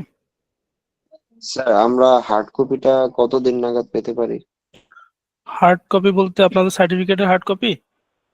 জি স্যার। জি স্যার। আপনাদের সার্টিফিকেটের হার্ড কপিটা তো হচ্ছে কি আপনাদের অ্যাক্রিডিটেশন যে বডি আছে, অর্থাৎ ইন্টারন্যাশনাল যে অ্যাক্রিডিটেশন বডি থেকে আপনারা সার্টিফাইড হবেন, সেখান থেকে আসবে। সো সার্টিফিকেটটা আসতে কিছুদিন সময় লাগবে, আশা করি আপনাদেরকে অ্যাডমিনিস্ট্রেশন থেকে বলা হয়েছে যে কতদিন সময় লাগতে পারে। সো যতদিন না আপনাদের মেইন সার্টিফিকেটটা আসতেছে, আপনাদেরকে একটা প্রভিশনাল সার্টিফিকেট হয়তো ইস্যু করা হবে, যেটা দিয়ে আপনারা আপাতত হচ্ছে গিয়ে কাজ ব্যবহার করতে পারবেন। পরবর্তীতে যখন আপনাদের ফাইনাল সার্টিফিকেটটা চলে আসবে, আপনাদেরকে পাঠানো হবে। সম্ভবত 1.5 মাস সময় লাগে আপনাদের যে সার্টিফিকেটটা আসছে ওই সার্টিফিকেটটা আসতে আর কি। ওটা তো বাইরে থেকে আসে, এই জন্য। জি স্যার, ঠিক আছে, বুঝতে পেরেছি। জি, আর কারো কোনো কোশ্চেন? স্যার স্যার সবগুলো রেজাল্ট কি একসাথে দিবে সার্টিফিকেট? সেটা হচ্ছে টাইম টু টাইম যখন যেটা আসবে তখন সেটা আপনি নিতে পারেন, অথবা আপনি চাইলে সবগুলো একসাথেও নিতে পারেন। ওটা আপনি হচ্ছে কি অ্যাডমিনিস্ট্রেশনের সাথে কথা বলে নেবেন আর কি। স্যার আমার আপনারা অ্যাডমিনিস্ট্রেশন। জি। আমার দুইটা রেজাল্ট আসে নাই স্যার, দুইটা পরীক্ষার রেজাল্ট আসে নাই, দুইটাতে আসছে দেখলাম। আপনি পরীক্ষা সম্ভবত কিন্তু আজকে আপনাদের 4টায় দিয়েছি, 4টা পরীক্ষা দিয়েছেন, এর 3টে মধ্যে দিয়েছি রেজাল্ট। 3টা রেজাল্ট দিয়েছে। 3টা রেজাল্ট আপনি সবগুলো দুইটা, পরীক্ষা কি আপনি দিয়েছেন? জি জি দিয়েছি। আমার সবগুলো ওয়ার্কেট পরীক্ষা হাইট রেজাল্ট তো আসে নাই। আপনি পরীক্ষা দিয়েছিলেন?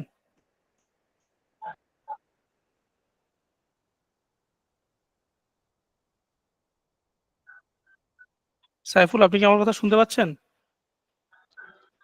জি স্যার শুনতে পাচ্ছি, ওয়ার্কেট হাইটটা রেজাল্ট আসে নাই আমার। ওয়ার্ক এট হাইটের রেজাল্ট আসে নাই। হুম। আর বাকি যে 2টা লিফটিং এন্ড রিগিং এর রেজাল্ট দেওয়া হয়েছে, আর একটা হচ্ছে কি আপনার ফায়ারের রেজাল্ট দেওয়া হয়েছে, ওই 2টা রেজাল্ট কি ফায়ার আসছে? সেফটি ম্যানেজমেন্ট, হ্যাঁ আসছে। ওটাতে ফায়ার সেফটিতে আমি 48 পেয়েছি, আর একটা হচ্ছে লিফটিং এর তো আপনার 40 পেয়েছি। মাশাআল্লাহ, ভালো নম্বর আছে। আচ্ছা, আপনার ওয়ার্ক এট হাইটের ট্রেনিংটা কেন আসে না আমরা সেটা দেখবো নি, রেজাল্টটা কেন আসে নাই। আর হচ্ছে মাইনুল ইসলাম, আপনার কোন পরীক্ষার জন্য রেজাল্ট আসে নাই?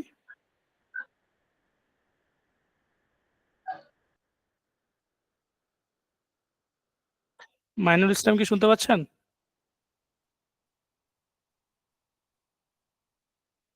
জি sir, lifting and rigging. Sir okay. Lifting জি, এন্ড রিগিং। জি, আমি নোট নিচ্ছি। আমি হচ্ছে কি এটা দেখবো যে আপনাদের রেজাল্টগুলো কেন আসে নাই।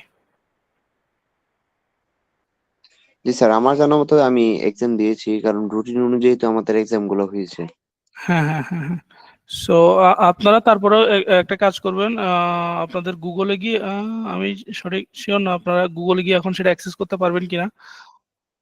ঠিক আছে, আমি দেখি তারপর আপনাদেরকে জানাচ্ছি।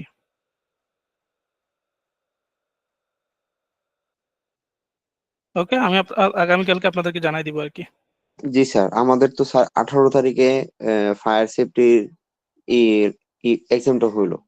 তারপর স্যার 25 তারিখে ওয়ার্ক এট তিন- height, scaffolding, lifting and rigging এক্সামটা হলো। হ্যাঁ হ্যাঁ হ্যাঁ হ্যাঁ, একসাথেই তো একবারই তো এক্সামটা হয়ে গেল না স্যার? তো আমরা তো একবারে হয়েছে আর কি। আপনি হচ্ছে গিয়ে আপনাদের একটা রেজাল্ট মনে হয় এখনো পাবলিশই হয় নাই, সেটা হচ্ছে গিয়ে আপনার ওই যে স্ক্যাফোল্ডিং এরটা। স্ক্যাফোল্ডিং এর তো এখনো হয় নাই। ওটা যেহেতু কালকে পাবেন বলছেন, তো আশা করি ওটা কালকে পাবেন। আর আপনারা যারা পান নাই রেজাল্ট, আমি দেখতেছি যে কেন পান নাই, কালকে আপনাদেরকে জানাই দেওয়া হবে আর কি। ওকে জি স্যার, ঠিক আছে স্যার। ওকে, ঠিক আছে, আল্লাহ হাফেজ, ভালো স্যার থাকবেন রেজাল্ট সবাই। খারাপ হলে কি কোনো সমস্যা আছে? স্যার রেজাল্ট খারাপ রেজাল্ট হলে কি খারাপ, কোনো সমস্যা আছে? রেজাল্ট প্রথমত আপনাকে অ্যাটেন্ড করতে হবে। অ্যাটেন্ড করার পর যদি কোনো কারণে রেজাল্ট খারাপ হয়, সেক্ষেত্রে আমরা হয়তো আরেকবার আপনাকে পরীক্ষা দেওয়ার সুযোগ দিব আর কি। কারণ হচ্ছে গিয়ে আপনি যেহেতু সার্টিফিকেটটা আপনারা হচ্ছে গিয়ে একটা অ্যাক্রিডিটেশন বডি থেকে পাবেন, তাদেরকে তো আমার প্রেজেন্ট করতে হবে যে আমাদের যারা পার্টিসিপেন্টস আছে তারা হচ্ছে গিয়ে অ্যাসেসমেন্টটা সাকসেসফুলি কমপ্লিট করছে। সো সেজন্য যদি আপনার একবার যদি সেটা খারাপ হয়, আপনি আমাদের সাথে অবশ্যই যোগাযোগ করবেন। আমরা হচ্ছে গিয়ে আরেকবার আপনাকে পরীক্ষা দেওয়ার সুযোগ দিব। অ্যাটলিস্ট যেন আমরা একটা রেফারেন্স হিসেবে দেখাই আপনাকে। শুধু সার্টিফিকেট অর্জন করা তো আমাদের লক্ষ্য না, আমাদের লক্ষ্য তো হচ্ছে গিয়ে আপনি প্রপারলি সব জানছেন কিনা সেটা অ্যাসেস করা না। সো যদি প্রথমবার আপনার রেজাল্ট খারাপ হয়, আমরা দ্বিতীয়বার আপনাকে আরেকবার পরীক্ষা দেওয়ার সুযোগ করে দিব। জি স্যার, এটার মাধ্যমে আমরা অনেক কিছু ঠিক জানতে আছে। পারছি যেগুলো আগে কখনো হয়তো মানে ভাবতেও পারিনি। জি জি, ঠিক আছে, ধন্যবাদ। সবাই ভালো থাকবেন। হ্যাঁ, আল্লাহ হাফেজ। আসসালামু আলাইকুম। আমাদের ওয়ালাইকুম আসসালাম।